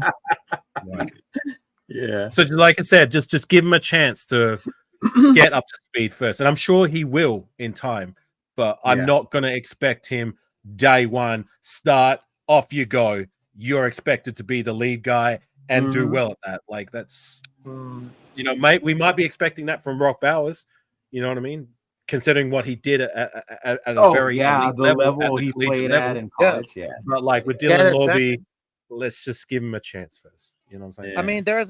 There's like a few expectations, because some of the expectations are very high, but let's not forget about what's gonna happen in between for the preseason and of course for the regular season. I know there's still like a lot of players putting like a hard effort and everything, because I know for that, as a matter of fact, because some rookie players has been playing a lot of nervous, they didn't do very well and they didn't ready to do about it. But a little bit work, a little bit learning, I mean, they just really help with how in the world is gonna handle it for the defense.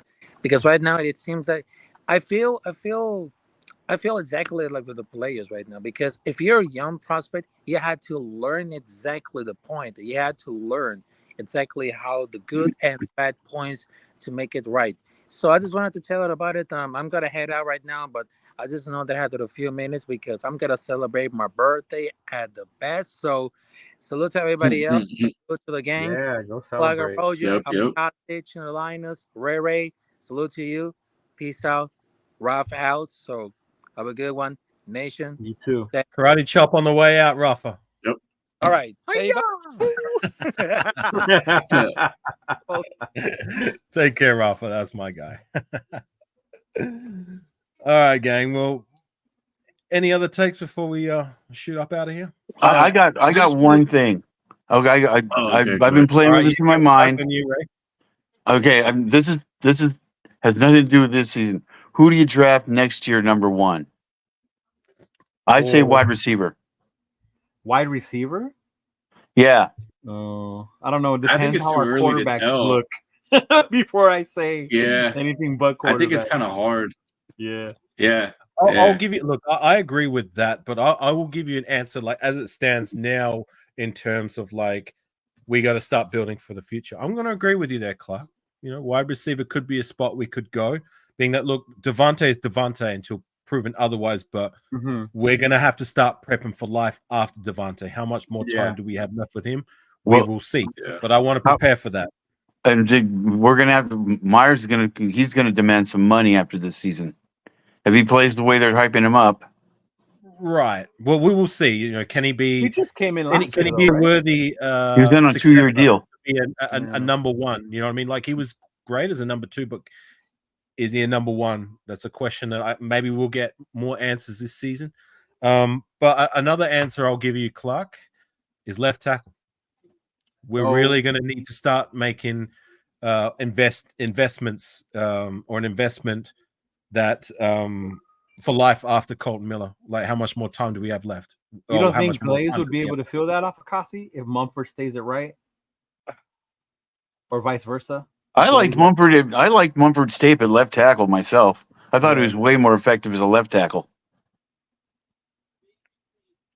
If there's a guy that's there as a specific left tackle, not a guy who can play both sides, but a guy who is a talent that can readily slot in and be the what Colt Miller was, what Donald Penn was, right? What Valdir was. You know, tackle. We've always had good guys at left tackle for the most part. We've been blessed at the left tackle position for the most part for the last since I've been a fan. You know what I mean? It's the right tackle that's always been the bane of our existence or of our O line. But that's going to be my answer as it stands right now. Like Colt Miller has provided great services for us, but I don't want a Taylor Lewan situation. I brought this up on a previous live where you know, he was out of the league. He was one of the best left tackles in the league for the longest time. By 31, he was already out of the league. You know what I mean? And too many injuries. Too many injuries. Like these injuries catch up with these players. Granted, like 31 is still very young for a lot of us. You know what I mean? But like when it comes to the pro athlete life, especially these positions which are heavily physical and they suffer injuries over time, you know, to expect them to keep that sustainably at the elite level past the age of 30, you know what I mean? And Colt Miller's 29. You know what I'm saying? He's starting to suffer a little bit from the injury bug of late. So I'm going to, like, whether it's the first round or whether it's later in the rounds, that's definitely a position I'm going to start investing in just in case, you know. But you know, when those guys get older, they get a nick here, they get a nick there, and then they all begin to add up in time. Yeah. Right. And they have been adding up with Colton Miller, you know what I mean? And like I said, how many years is it? 2018. So that's 1, 18, 19, 20, 21, 22, 23, 20. This is the 7th year. You know what I mean? Like that's a long time to be in the NFL. You know, that you're considered a veteran by then, like a seasoned veteran. Provided great services, but yeah, like I said, I think we need to start to build a contingency plan for life after Colton. Yeah, for sure. Yeah, I mean, I think it would benefit us, like if say Glaze could stay on right, Mumford could do the left, like he covered for him last year. To me, that would be ideal. But yeah, you're right. There's nothing wrong with going into next year's draft. Doesn't have to be the first, but going in there and finding another tackle. Because if you think about it, with those injuries, Miller, his payday's coming up soon, right? We're gonna have to sign him again. Left tackles get money. So and left tackle is the most important position behind what? Quarterback. Yeah. Quarterback. And that would be my other answer. Hopefully we won't need to address. Yeah. But and that's where I would go. That you know does seep into the regular season and prove to be that, you know, our worst fears have come to fruition. Like we don't have a bona fide guy in the room yet, and we're gonna have to look to draft the guy. And if neither of these guys proven to be good enough, if we're in that range to find a guy who we can believe in to be the guy, that's where I'm going. You know, I was on another live stream the other night. I don't know if I want to mention their name because I actually like these guys. I don't want to get kicked off. But there were two panelists that were saying they forget the whole draft. We'll just take Jaden Daniels. And now they're infatuated with all these guys that are coming in as rookies, and the Jaden Daniels thing, they just conveniently forget that they I had know said what that. battle you're talking about. You didn't even have to say. Yes, report. Excuse me. Yeah, Anyway. that was basically what the response was. Well, I can't look back in time and blah blah blah. But look, I mean, one football is played by 11 guys on a side. You know, well, I mean, look, even Herschel Walker got traded for 12 guys. What did that do? It only set up the Dallas Cowboys for a dynasty. Yeah. You know, you don't trade away all these guys for one prospect. Yeah, no, And- I was with you. Like, as but, you much as I know- wanted a kid like Daniels, I wasn't gonna trade the whole damn future for one guy like that. Yeah. Yeah, do a whole Ricky Williams thing. Yeah, exactly. Yeah, Ricky Williams. Look, thing, we all everybody. There's not one Raider fan, I believe, that didn't want Jaden Daniels. You know what I mean? Yeah. And the leader No, of I that wanted charge him. would have been Antonio Pierce for obvious reasons. But there was there's a limit to what we How were much you willing to can give. give. You know what I Right. mean? And I believe in my heart the limit was 3 first rounders and no more.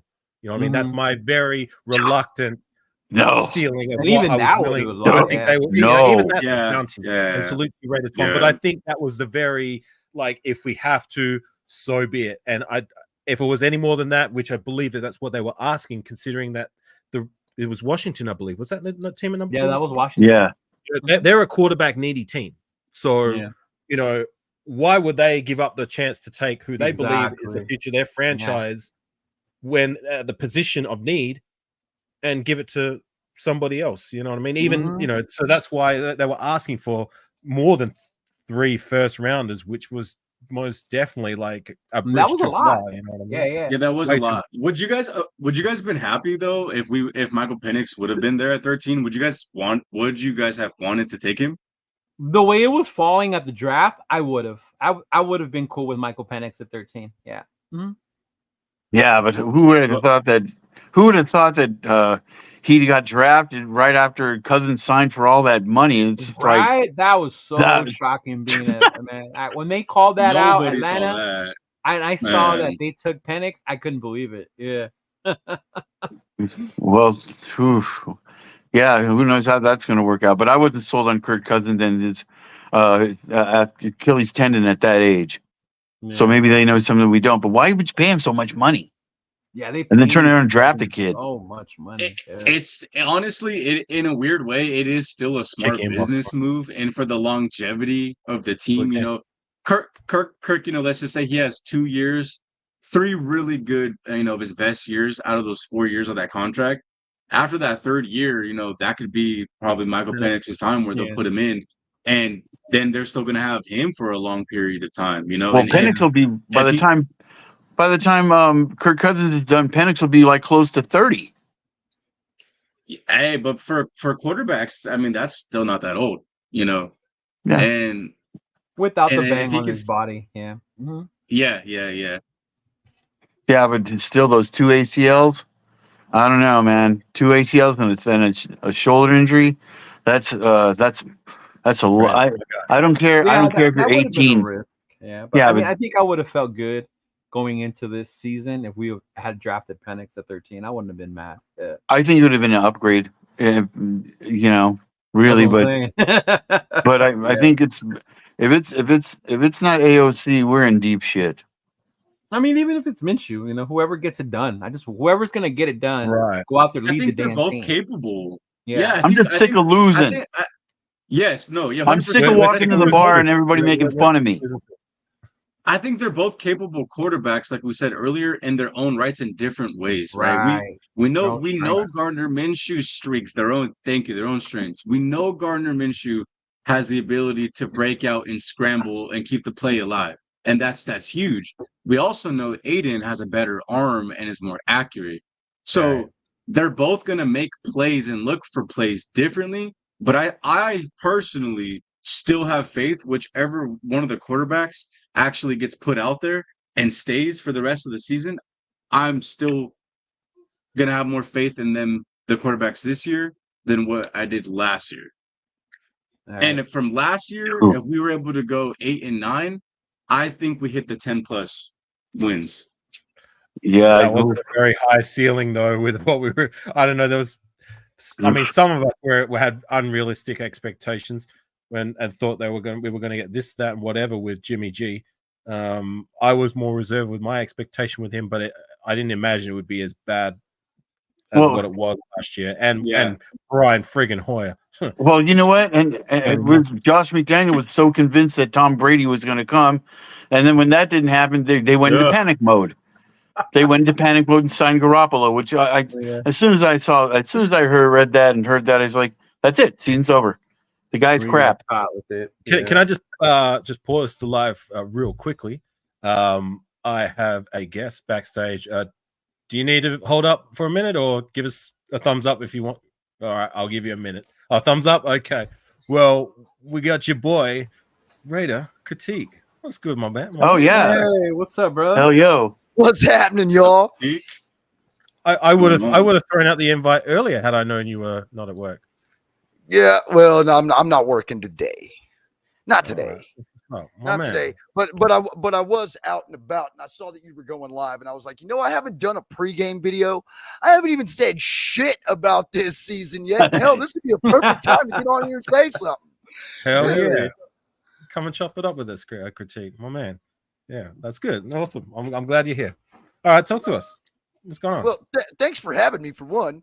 Now, man, Thanks for how do y'all feel about all the – I mean, I know I'm missing most of the live. You guys have probably already talked about it, but we're having quarterback problems. Who fucking knew this? Who knew this? Well, Ern knew. Shout out to Ern. I'm not going to sit there and preach it and tap my fucking own shoulder and sit there and say, I told you so. But I told you so, and fucking here we are now with a C+ quarterback.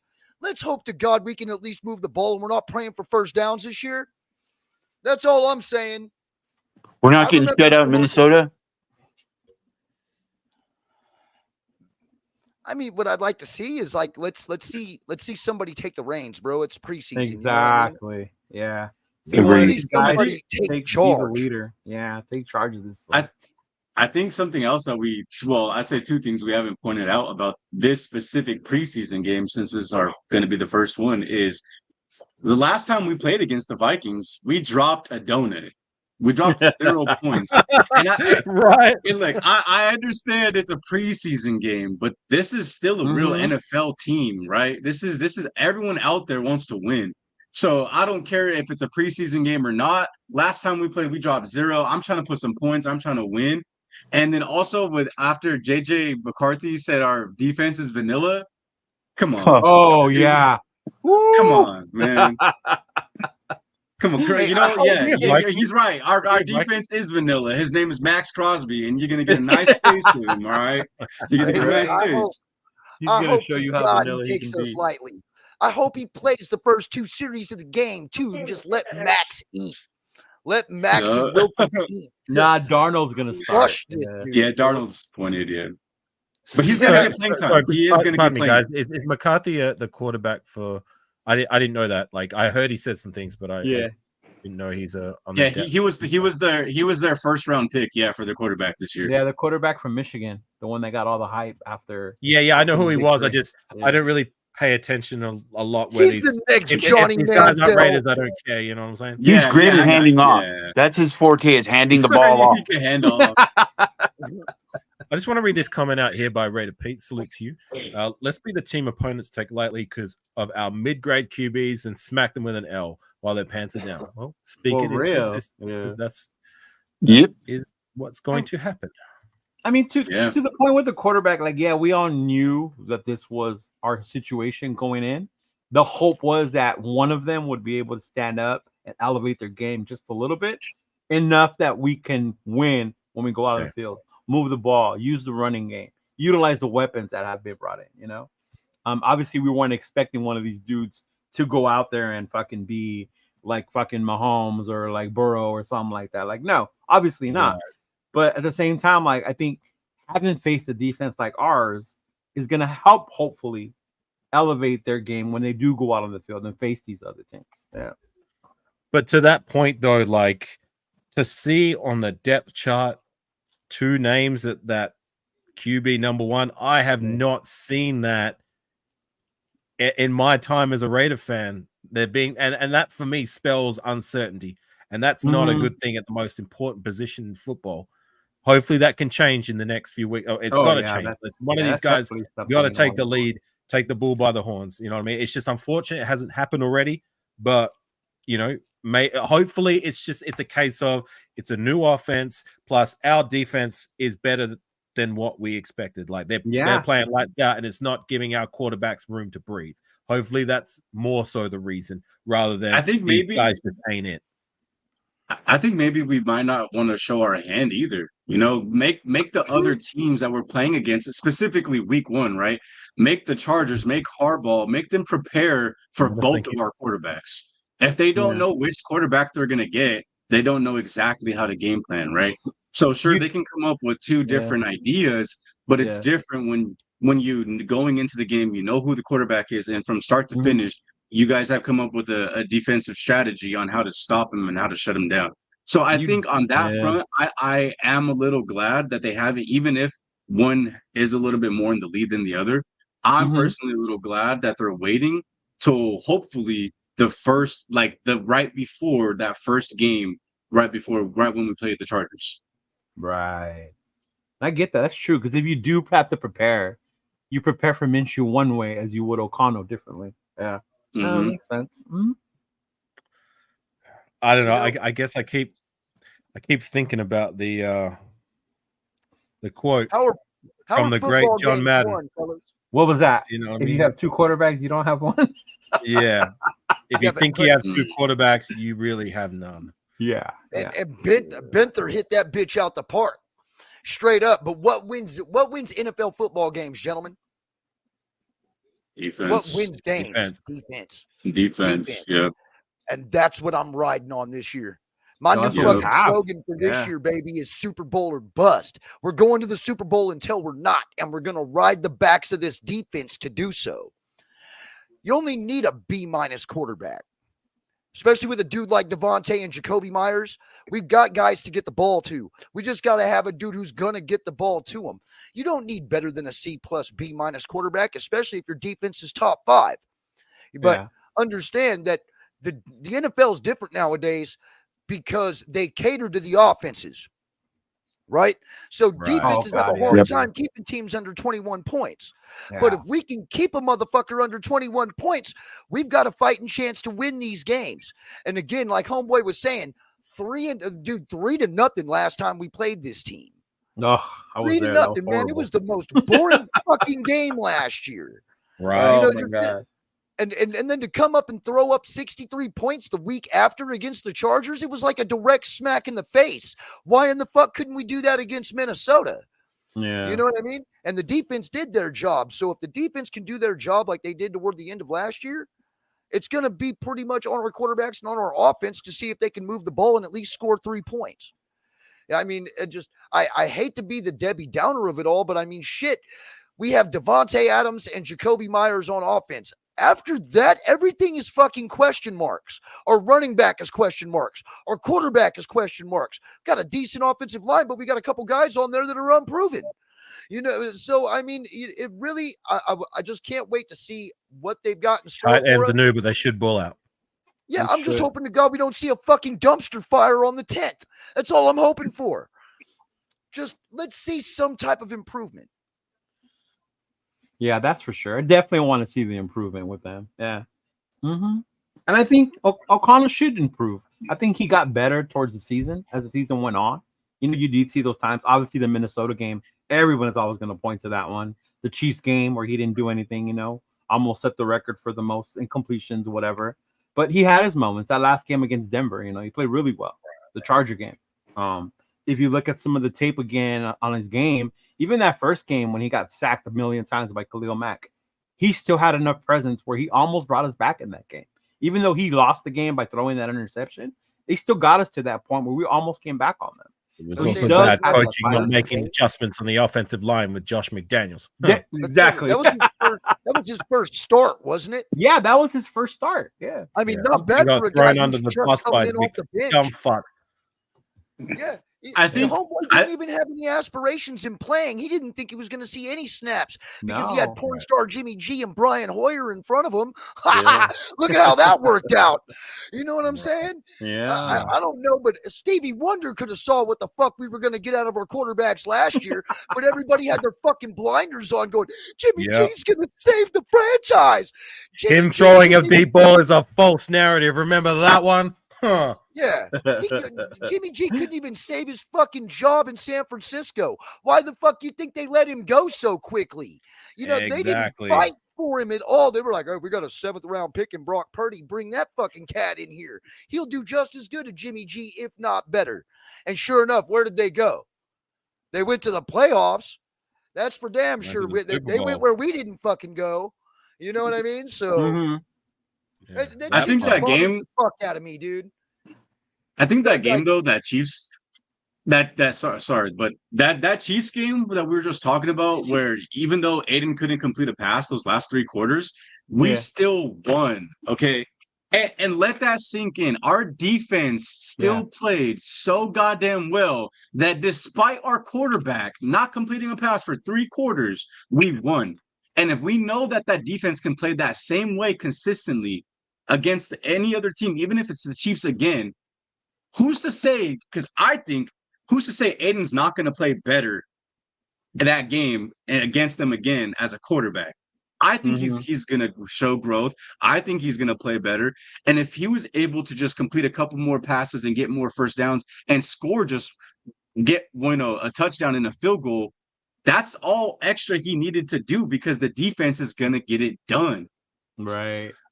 I guess with Aiden, like, if you look at it from the perspective that, like, you know, we drafted this guy, where was he? 5th, 4th round?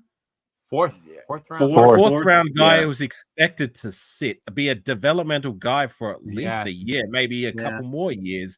You know, we thrust him into start because of the reasons we talked about, and he did reasonably well with all things considered. If we look at it like that, then, you know, there's no reason to knock on Aiden O'Connell. I guess the knocks on him is that, like, we're looking for either him or Gardner Minshew to be the long-term answer. And here we are, like, you know, coming towards the start of the preseason. Well, we're 2 days out from the first game, and we don't have none of these guys have taken the bull by the horn yet. So, well, you know what? They did move up in the draft to get Aiden O'Connell because the Broncos were going to swipe him up.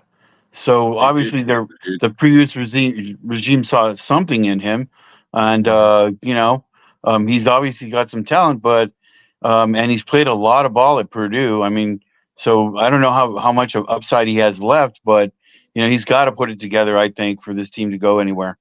Look, nobody's knocking the fact that he can play. Like, we all think he can play, but the expectation for him to be the guy, not just for a short term, right, for the long term, and be a good answer. You know what I mean? The guy's going to take us to the promised land. You know what I'm saying? Sorry, Katik, you were going to say something? I didn't mean to. Well, and just to kind of piggyback on, you know, what you're saying, we had our guy. Some of us believed we already had our guy in the previous number 4, which, by the way, would have the starting position right now with no fucking questions and no fucking goddamn quarrels coming from the other side. Just saying, he's over there winning the fucking job over in New Orleans right now behind 2 pretty goddamn good prospects, because I'd take Jake Haener or even Spencer Rattler over anybody that we've got on the roster right now. And I mean, that's just me. All right. We know what Gardner Minshew is. Gardner Minshew is a game manager. All right. And AOC, there is some upside about the guy. Really think that he can actually do something, but we just haven't seen enough from him yet, especially coming from the last coaching regime who, yeah, they probably saw something in him, but they didn't know how to use him. All right. Josh McDaniels didn't know how to use anybody. Let's just be real about that. He's good with his X's and O's, but he cannot fucking judge players. He can't. You know what I mean? And I think that with a better coaching regime, with guys that you can actually get behind, Aiden O'Connell can actually be something good.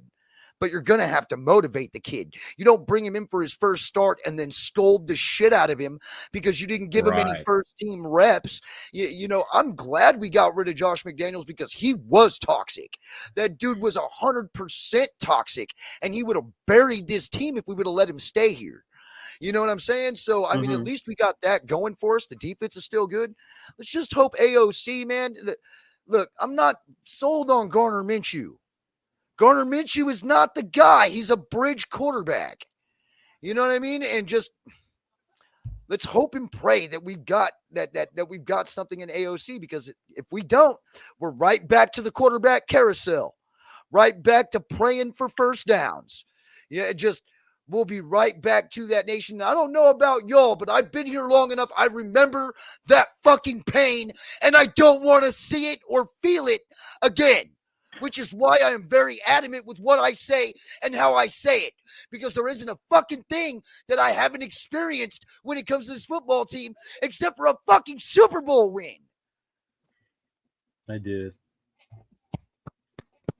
Thank you. I feel I you. love how you really feel. Truth with painful and intensity. it's I love hard it. to be a Raider fan when you've been a Raider fan a long ass time. I got to witness the Super Bowl, but I'm older. I'm damn near 50. So I got to see the damn Super Bowl, and I got to witness during it. our winning days. You know what I mean? Like, you actually got to see us hoist the Lombardi Trophy, man. I wish I could have seen that in real life instead of having to watch it on YouTube videos. I hate to say it, but I've seen every Raiders in every Super Bowl except the very first one. Yeah. And I wasn't even born, man. See, I've look, been a you got- diehard you- since 2009. The extent of my success is 2 playoff games, and that is it. Yeah. In 15 years. Mm. Ray, that might be the same with you. How long? Yeah. How long have you been I'd say about 2014, because I was 14. I was like old enough to follow and really start to understand the game a little more. And that's around the time we got Carr. Funny enough, so I've been following since the beginning of when we got Carr. So I've been that's what I've been given is 9-10 years. Well, it was 10 years or 9 years and going on past that, but of Carr, we have Carr and. We've got nothing. We had highs and lows, but the highs were never really that high. Like, let's not fool ourselves, right? And the lows were always really low. So we gave him 9 years. You know, I love him as a person and appreciate a lot of stuff he did and off the field stuff, but we had to let him go. And even though a lot of us at the time didn't like the way it happened, because we got Devontae and we were really happy to there's going to be that chance, that connection, playoff team, gave him playoff at least potential. another year with Devontae, though, man. I wouldn't have cut the fucking cord so early. You know what I mean? It just the potential that was there. The potential that was there, and he crumpled it up and threw it away. And I still think it's a fucking goddamn conspiracy against the Raiders. I think Josh McDaniels was sent over here to sabotage us. I really do. You know, it was more an ego than a conspiracy. Josh McDaniels wanted things his way, his manner, by his people. You know, as a long-suffering fan of over 50 years, I've seen the top of the mountain, and I've seen the fucking Death Valley of the NFL. So, I mean, the Raiders have been just such a fucking freak show. I mean, it's like I said, it's the top of the mountain and the pit, the sewer. It's just unbelievable what fans have had to deal with I've seen over 50 years. I just want to read this comment out real quickly.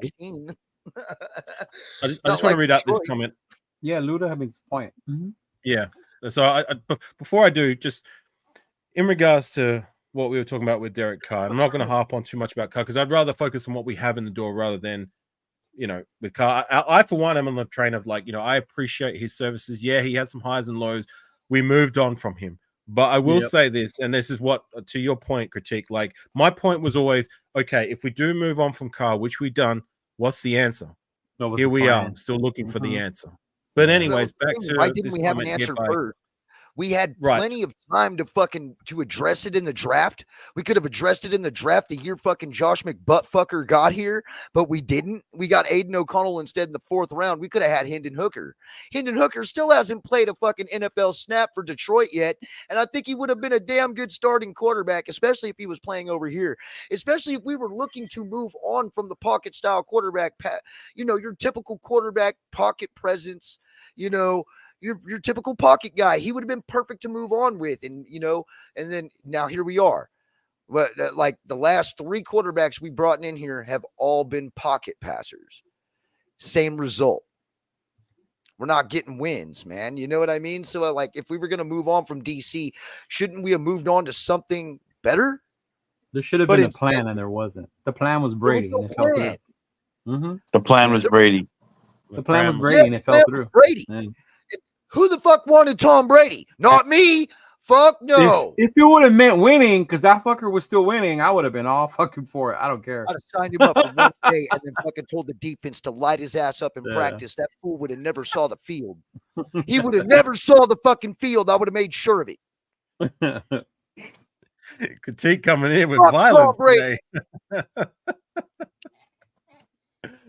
Tell him how you really feel. Critique, my guy. No, but I do want to read this comment out by Cowtown because I know he's providing some objectivity, and I hope he turns out to be right. No need to hope and pray. We do have something with 12. The building knows. They've known since the kids stepped in the building. They just need to continue to build the O-line and add depth to the roster. Right. Well, I think he's in a good position to succeed with our wide receiver core, with our starters.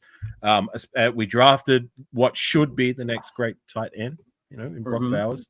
Our offensive line for me is looking good. I like what we've done there. The running back situation is still a question mark. You know what I mean? Yeah. Hopefully Zamir can be the guy that he showed in the last 4 games of last season rather than what he showed before that, which was nada. Go to Raider Ben's channel and he'll give you a whole spiel about the flaws of Zamir White, which I actually, agree with to a point. But there's no reason for Aiden if the offensive coordinator and the coaching is on point, then hopefully he turns out to be what you say he's going to be. Cowtown. You're right to Cowtown's point. Like if you do study Aiden, like I get he was a 4th rounder, he's not the mobile quarterback that the sexy NFL wants or whatever. The kid has heart and he fights.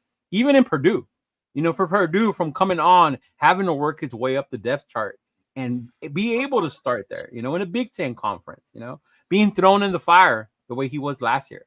That's why I said, I was such a harsh critic of him until I went back and rewatched the film and rewatched the games and saw the improvements as they were going along. I was just seeing oh my God, incompletions, oh my God, the Minnesota game. But actually go back and look at the film and see the progress he's made and understanding that now having an offensive coordinator, not an intern offensive coordinator. This is going to be your 2nd year coming around with this receiving core, with this team, with this coaching staff. So to me, AOC has the ability and can make those steps. Then I think that's what's best for us. To me, Minshew was always an insurance policy. Yeah. To me, I agree. $1 million insurance policy, might I add. Yeah, but I agree with you. It's like I said, from the bunch, bro, you should be 3rd string. Yeah, I'm sorry, but they gave you that much money. You can't separate yourself from Aiden O'Connell, really? Come on, man. Earn your fucking paycheck. But that's backup money. Look at how much starters they're making. The QB market's wild. Hang on, guys. Ray, you wanted to say something real quick? Yeah, I was just gonna say, like I was saying earlier, with the QB battle being that close, like you said a second ago, Cheeto, I'm gonna go AOC every time. If the battle's that close, and AOC still has so much time to grow and learn, I would rather put my investment in AOC, and for so many reasons as well as last year, there's so many reasons why I think and know he will take that leap. He wasn't our QB1. He didn't get the reps in with all the starters. He didn't get that chemistry with them. He didn't get it until the last half of the season. He got a coach that, and none of us, it didn't work out. now, now he has a new coach. He's had the practice. He's building the chemistry, the vibes, the energy, the culture is there. He's built that confidence in himself to take that step, to be that voice as the QB1, to take charge and to just step up. So with all of these different variables, I see there's no way. And also to add, like Cheeto said, during the course of the season, I seen the strides being made. So, there was obviously there were games and moments that we were let down, but I was very happy with the strides, the small strides that he made throughout the season, with knowing that at the end of the season, he's going to get so much more time with the ones. He's going to build that chemistry, the culture that we built, and the camaraderie and love between the players. It's only going to uplift him and push him into that QB role. And I think we're going to see that in these games. Yep. Hey, and he got to choose his own number this time. He wasn't put in the foreshadow of some. That was bad. That they gave him the 4. Like that too. What an asshole! Yeah, what a fucking asshole, bro. Like he ain't even a fucking asshole. Josh McDaniels is the whole ass. He's every bit of it, even the shit inside. Right. God, I hate that guy. I hope that motherfucker never gets a job in the NFL again. I hope he's bagging my groceries at HEB. That worthless motherfucker. Tell him how you really feel. Critique. You okay, man? You woke up with some violence today, man. Yeah, I can't help that shit, man. I fucking sit there and get, of course, my news feed comes through and fucking I get all the same news y'all get. First, it's all about the Raiders, and then I fucking, for some reason, I'm getting 49ers shit now, and I fucking don't like that at all, bro. I'm hearing a lot more of this Brandon Ayuk shit.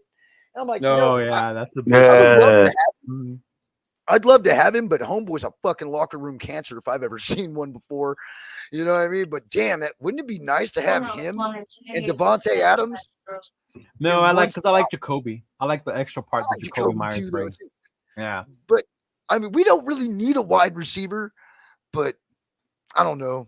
Critique can we need depth at wide receiver. But and a future investment in a wide receiver. Yeah. Wild turkey salute to you. Hey, Critique, you want to read that comment? Critique needs to go back to bed, probably. Come on, man. We love the truth with intensity. I don't need to go back to bed. Hey, you love your team. We get emotional about it. That's what Raider fans do, man. You know? I've been saying, y'all feel me. Yeah. Like you feel me. You might not feel me. Yeah. The Raider fans are the most abused fans in the NFL. Yeah, most abused, but most loyal too. Tell you that. I like that comment by Cowtown. No room for check chasers. Only wide receivers chasing greatness. Absolutely. And I think that's the difference. Yeah. Mm-hmm. Yeah. So, why do you guys think Hunter Renfrow doesn't have a job yet? I don't think he's the same anymore. We were talking about earlier the injuries. Slow. Yeah. Mm-hmm. Was it just? Do you think it was like too many concussions? I think so. It's got to be. It's got to be. You can't go from being one of the, if not the best slot wide receiver in the league 3 years ago, to being out of the league without the. I mean, surely, like, he's better than these. Like, if he was healthy at his best, or even like a fraction of his best, he's better than, like, as much as I like him, Wilkinson. He's better than, as much as I like him, DJ Turner. He's better than Guyton. He's better than. All these other like depth guys that we have on our, I mean, he's better than all of them. And I'm sure the same could be said about all these other teams. So for me, it just screams there's more than what we know, that like he hasn't found himself on a roster in some capacity. You know what I mean? Like there's got to be something going on there. Yeah. It's crazy, man. Like just to see him go exactly the fall from grace that he had. And injuries will do that. I mean, if he was healthy, I think you would at least seen him in New Orleans with Carr. You would have at least seen him go there. Or God forbid, I always thought he would be perfect in Kansas City. The way the Mahomes plays and the improvising of routes, he would have been a fucking threat there. Last year, but at the very least, like if he was healthy, he could find himself on a roster in some capacity. Like he's better than all these like 5th, 6th depth receiver guys. Like I bet you could name, if you look at every roster in the NFL, by the end of preseason and looked at their 5th and 6th wide receivers, tell me wide receiver Hunter Renfrow isn't better than them. You know what I'm saying? Yeah. Like, you know what I mean? Like, that's to my point. Like, there's got to be more than what we know, which is why he's not even getting looked at to be on a roster. Yeah. Right. What'll be a trip is to see all these other cats on a practice squad, and he can't even get there. Well, he's not eligible Like anyway. a health issue. Yeah. Or maybe himself. He doesn't want to go through that again. You know, making his own choice. I'm good. Yeah. But like I said, like, surely as a 5th or 6th wide receiver somewhere, even the worst team in the league, and you're looking at their depth, guys, like, I would take Hunter Renfrow guaranteed over all of them. You know what I'm saying? Like, if he was healthy. But, you know, I guess maybe we'll find out one day. Maybe we won't. But yeah. So did you guys talk about Josh Jacobs running his mouth yet? no, I don't really want to talk about Jacobs, to be honest. I'm that was over. Yeah, I thought it was done. what we have in our room. Yeah. He won't shut up. He can't keep it. He can't keep our name out his fucking mouth. Every time he gets in front of a camera, he's got to spout something off at the mouth. Really, Something I haven't about even seen him. anything about him mouthing off again. Just the last time. No, me neither. No, I haven't I mean, I either. heard what he said last time, but I haven't heard anything from him since. So, you know, but Raider I Ben, don't know. salute to you. I see you in the What's up, building. Ben? Hope all is What up, well. Ben? We were I just got about to that. segue back into the running back conversation and talk about your boy Zamir. Zamir. Earlier, I or whoever really else, wanted to say something. Critique. So since you want to go there, let's go there. Critique. What say you about the running back room? Well, Zamir needs to be the starter. All right. And I hope he runs angry. I ain't never voted against the guy because I've always heard that he was good. Now, you guys know I don't follow college ball. I definitely don't follow Georgia. You know what I mean? And I think that's where he came from, right? Wasn't he a Yeah, he's from Bulldog? Georgia. Yeah, Georgia. Yeah, Georgia. well, my vice president to the Fort Hood chapter over here for the Black Hole, he's a huge Georgia fan. Same thing with my chapter president. Link is there if And anyone wants to type it. they boast about him so much. Now, in Zamir's defense, he didn't really get many reps, dude, when Jacobs was here, because Jacobs was always in the game when he was healthy. And, you know, I mean, sometimes you'd see Zamir come in there like third down every once in a while. But now with him actually getting all of the main reps now, I think he will be the lead guy. I think we could see a type of surgence from him that, you know, Homeboy was saying in the chat, kind of reminds him of like a Latavius Murray. I would say that's pretty close. I would say that I'd go back a little bit farther than that if he actually balls the fuck out, I'm thinking more of a Tyrone Wheatley. You know what I mean? You know, I could see that. He's faster, but yeah. He's faster than Tyrone Wheatley, but he fucking lay a hit like Tyrone Wheatley too. Lower his shoulder and go through him instead of around him. Which, you know, that was one thing about Josh Jacobs that, you know, we said that we were going to miss. We've got pretty much the prototype right behind him, you know, in Zamir White. So I'm really, you know, I'm more confident in that position than quarterback, honestly. Really? I personally don't see the analogy between Latavius and Zamir. Like, me personally, I think Latavius' vision was better and he was a little bit faster. He just like the problem with Latavius is that, like, as soon as someone got to him, he would always go down. You know what I mean? They ran straight up and down. Despite being such a big body, he would get, you know what I mean? Like, as soon as someone caught him, like he'd go down every time. You know what I'm saying? Like, you think like with his big, you know, he's so tall and being pretty well built for his size, like he'd be able to run over fools, but he was more the guy like who would be able to kind of hit the hole. And like that game against the Chiefs, like his breakout game, that was a breakout where he went for 90 yards. You know what I'm saying? Like, he just hit the hole and he was gone.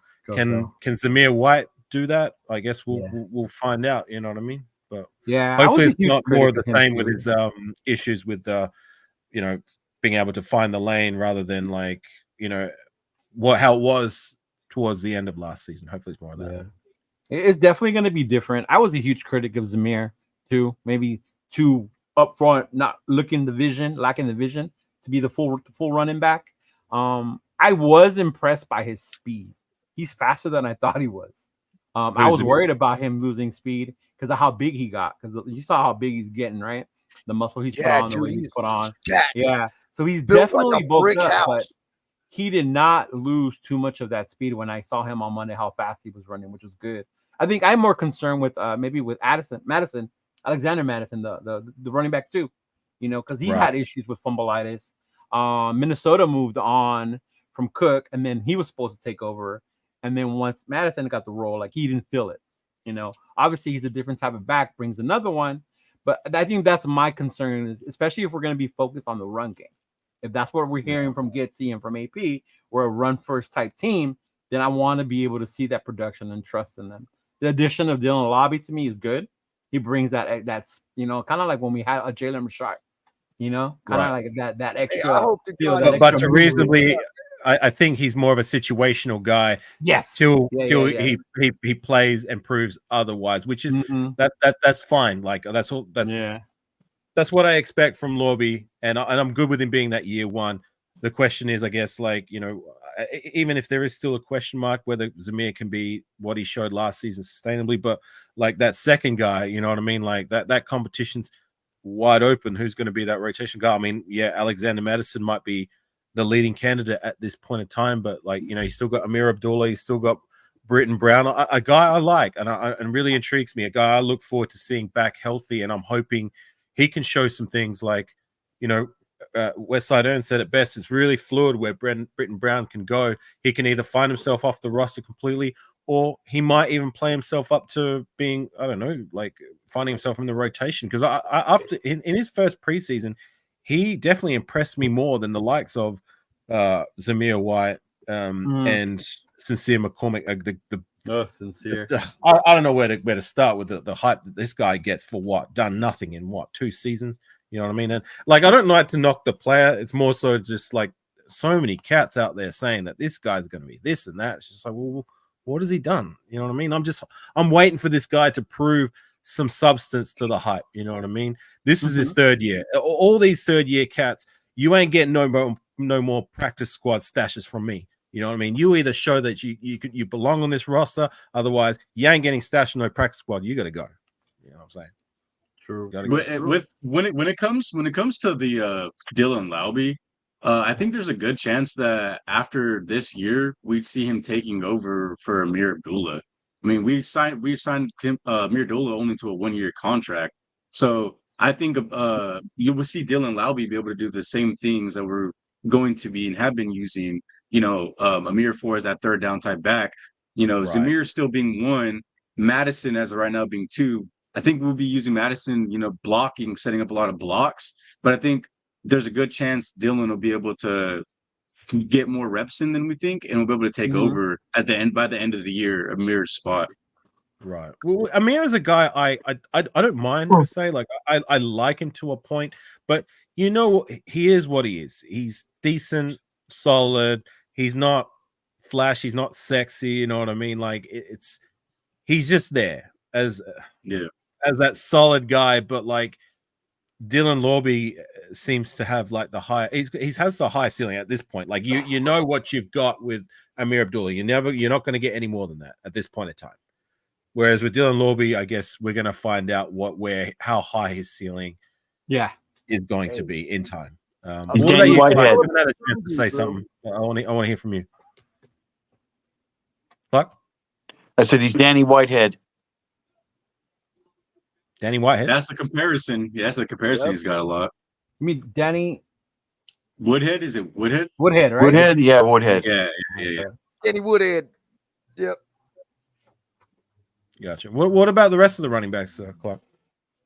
What's I don't have too much faith behind any one of them. I mean, if they had game, they would have showed up already.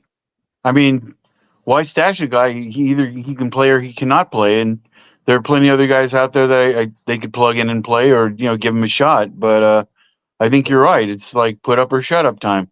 There's guys up the street that are dying for a job. You got stashed for 2 years. It's time to play or just get out. Yep.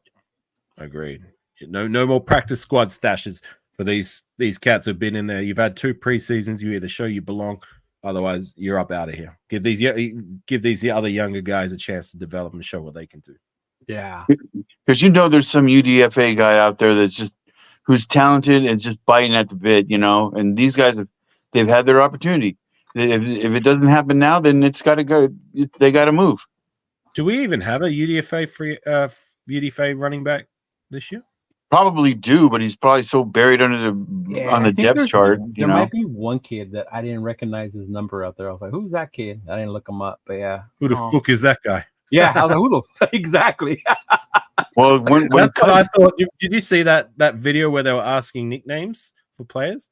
Yeah, I did see it. Yeah. Did you see that white guy, the second last guy that they asked, is like Bach or something like that? Bachman? Boog? I don't know. Exactly. You guys are looking at me like, who the fuck? Like that was my reaction. When he was asked the question, like, you know, the what's your nickname? I'm like, yeah. I even the other guys that like they were undrafted free agents, I knew who they were, but this guy was like, yeah, who the fuck is that guy? Like he even spoke like a stoner. You know what I mean? You know what I'm saying? Yeah. There's a lot of guys probably out there that we don't know. Like the day I was there, a receiver got hurt. I didn't even know who the fuck he was. He was number 80. I was like, who the fuck is that guy? Like they were all over there. He injured his knee. The ambulance had to come take him away, which was sad. I read about that. I feel bad for him. Was that Foreman? I think that was his name. Yeah. I think it was Foreman. I didn't recognize. Yeah. But like I was one of those. Like, what the fuck? I had to look because they give you a scan, then you could see the whole roster of everyone that was there. I was like, who the fuck is this guy? I had to look him up. Yeah. Yeah, I'm just going to write it. What did you say his name was? It was Foreman. number 80. Foreman, maybe. Foreman. Okay. Honda was talking about his knee injury. Yeah, that guy. Oh, that's the guy. Alex Bachman. Bachman. What position is he? He's a wide receiver. Yeah, see. There you go. Yep. I know we got rookies and undrafted wide receivers on the roster. You know what? Since I've been dissing him so hard and we're all kind of like giving him the who the fuck is he treatment, I'm going to be paying close attention to you, Mr. Buckman, and I'm rooting for you. I'm going to be the lead candidate for the Alex Buckman Appreciation Squad. That's going to be me. So I'm rooting for you, Buckman. It's like, you know, you get those players you like because of their name. Remember when we were all in love with Stoner as wide receiver? Right. Yeah. Stoner. There was such an infatuation with Stoner that like people were saying he was doing better than DJ Turner and that he belonged on the roster. I'm thinking, are you guys blind or are you guys just like his name? Like they like his name. We loved his name. He was okay, but he definitely wasn't outplaying DJ Turner.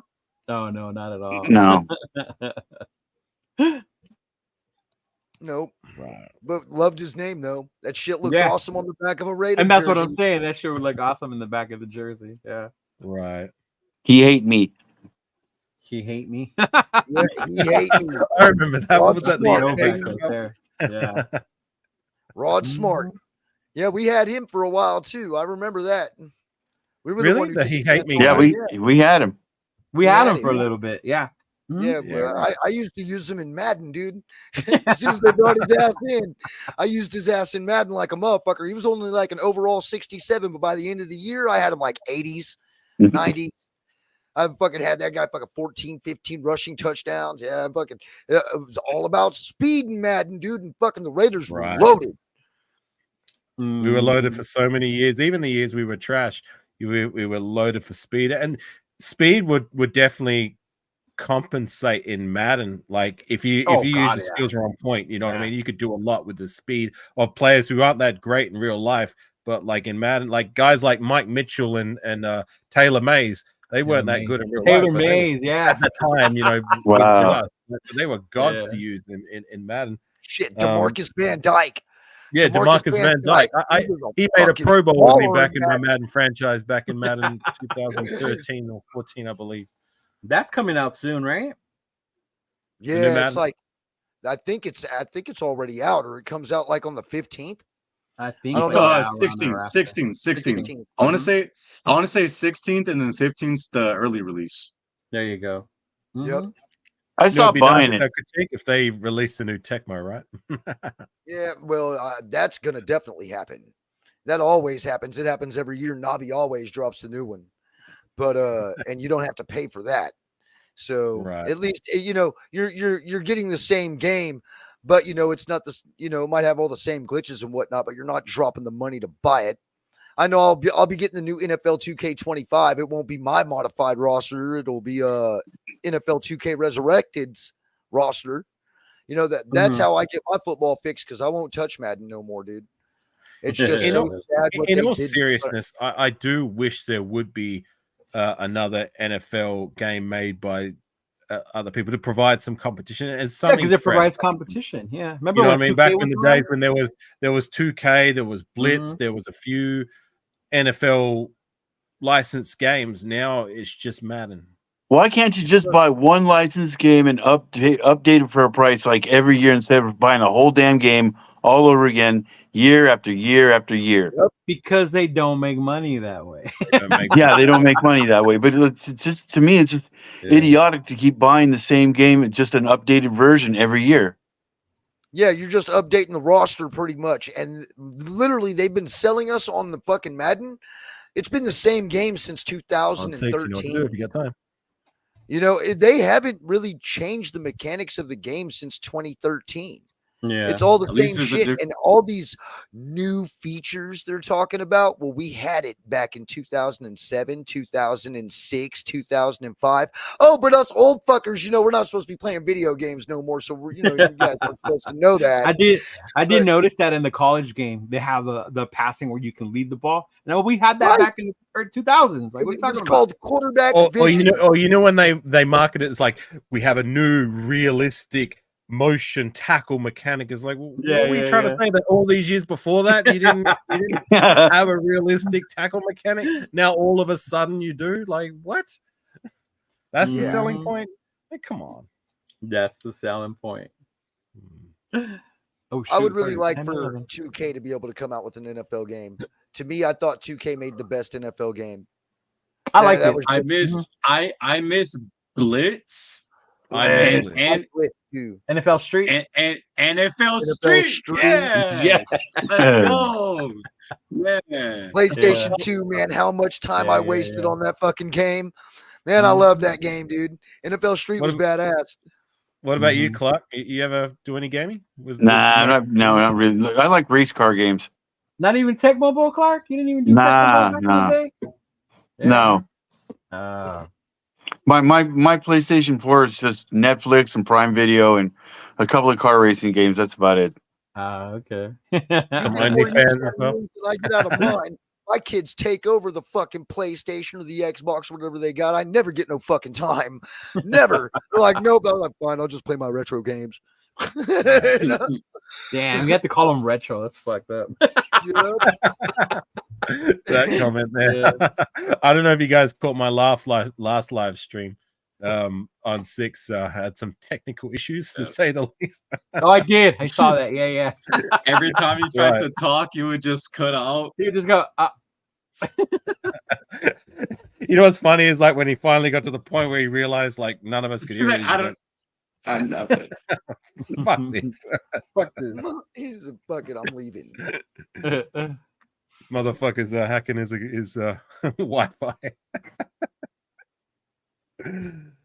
All right, gang. Well, look, I know we've been shooting for 2 hours. I appreciate everyone coming on and sharing your takes, especially the new, Ray and Clark being your first times on here. Like, I really appreciate you giving me your time, and I hope you had just as much fun as we did. Any last thought? I'll go to you guys first. I'll go to you, Ray. You want to tell the people where we can find you, your Twitch channel, and some final takes before you get up out of here?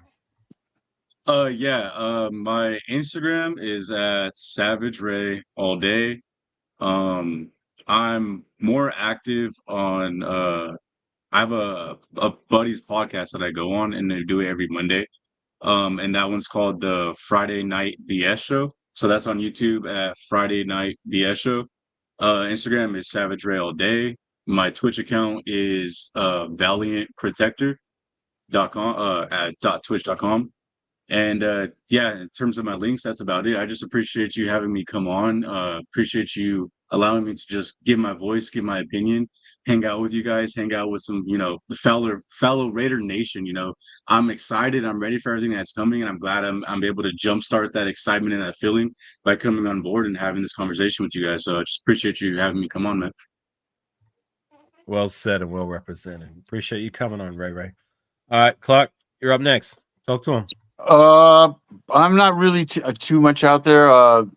Instagram, it's Shemp53, SHEMP53. And on my Facebook, it's just my name. I usually just use my real name like an idiot, which is something you really want to do on the internet. But yeah, so you need a nickname, Clark. We need to find something to dub you with, all right? Well, yeah, I know. I have a couple of nicknames, but they're not family friendly. Oh, well, man, give us one. I'm not family friendly. I've never been family friendly. A good one is fucking. That's a good one. It's always fucking Clark or shut up Clark. That's always those are like two big ones. Shut up, Clark. Yeah, shut up. Like if I go to the bar and I'm not told by one of the bartenders at least once a shift to shut up, then I must be having a slow day or something. And mind you, I don't drink, so I get told to shut up a lot. Yeah. What I said is shut up, Clark. What about Super Clark? Only chicks I bang get that.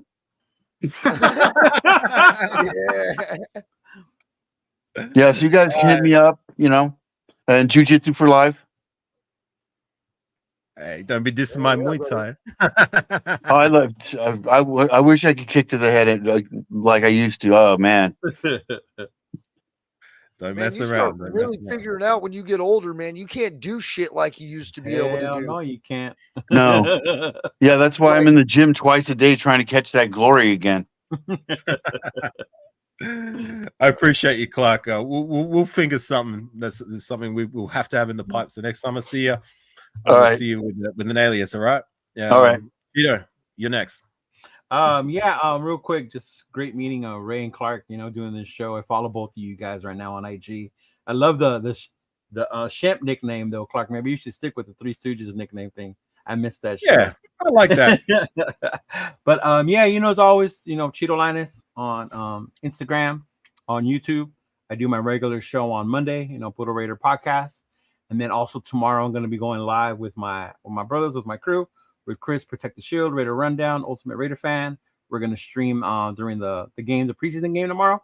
We're going to stream live tomorrow. So that'll be fun. And then, of course, just looking forward to the season, bro. I'm excited. I'm glad the first game's finally here.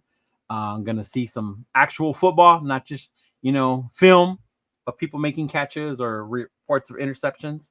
So be able just to get out there and see what AP's putting out there, see that ill intent, that physicality, being able to see it firsthand on television before we start going to those games.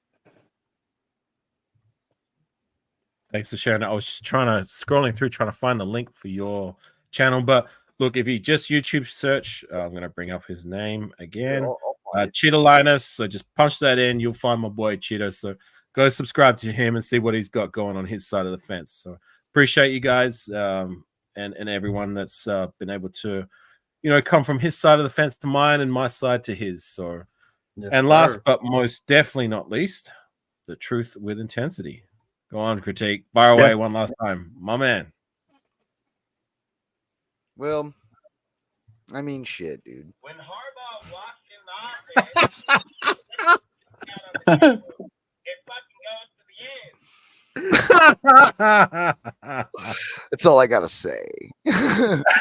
Truth with intensity, baby, and we don't drink the corporate Kool-Aid. You can find me right here on YouTube at The Raider Critique. I'm pretty sure most of y'all are, if you are not subscribed, you were subscribed at one point.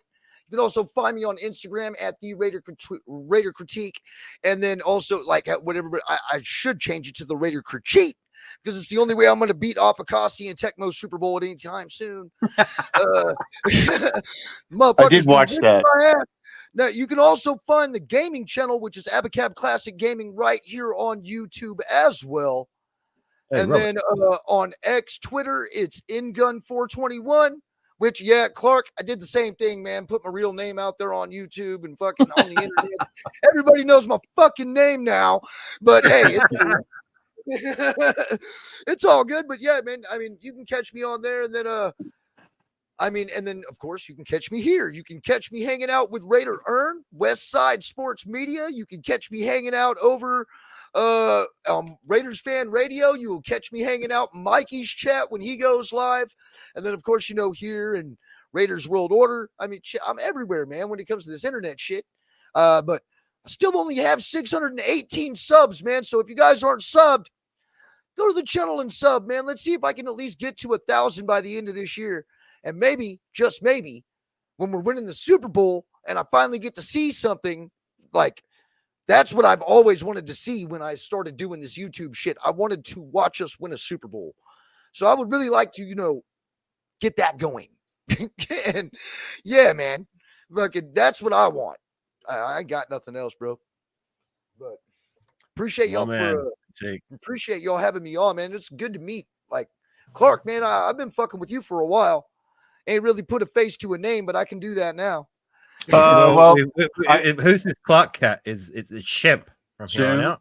Shemp, yeah. Oh, well, you know what? Like, Afakasi asked me why I don't get on panels. Like, I would only go on Ben's channel because he would prod me.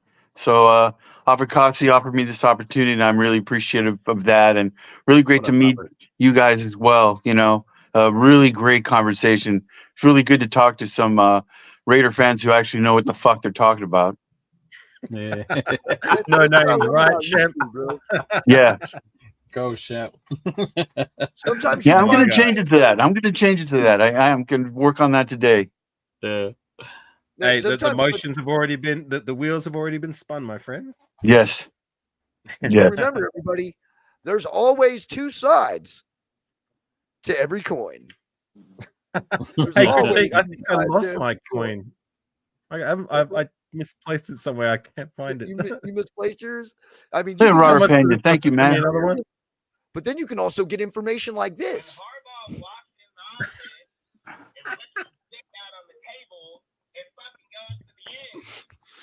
And I don't think I need to mention who that is, but I'm sure you can go find them out there. They claim to be Raider fans, but they talk about opposing coaches, well, like that. Like I said, you can get a conversation from Shep each was side. just talking about them before. Yeah, you can get a conversation from each side. You can get some real intelligent conversations, or you can get some real dumb ones. It just really all depends on where you want to go. Well, you can come over here and we can just do our thing.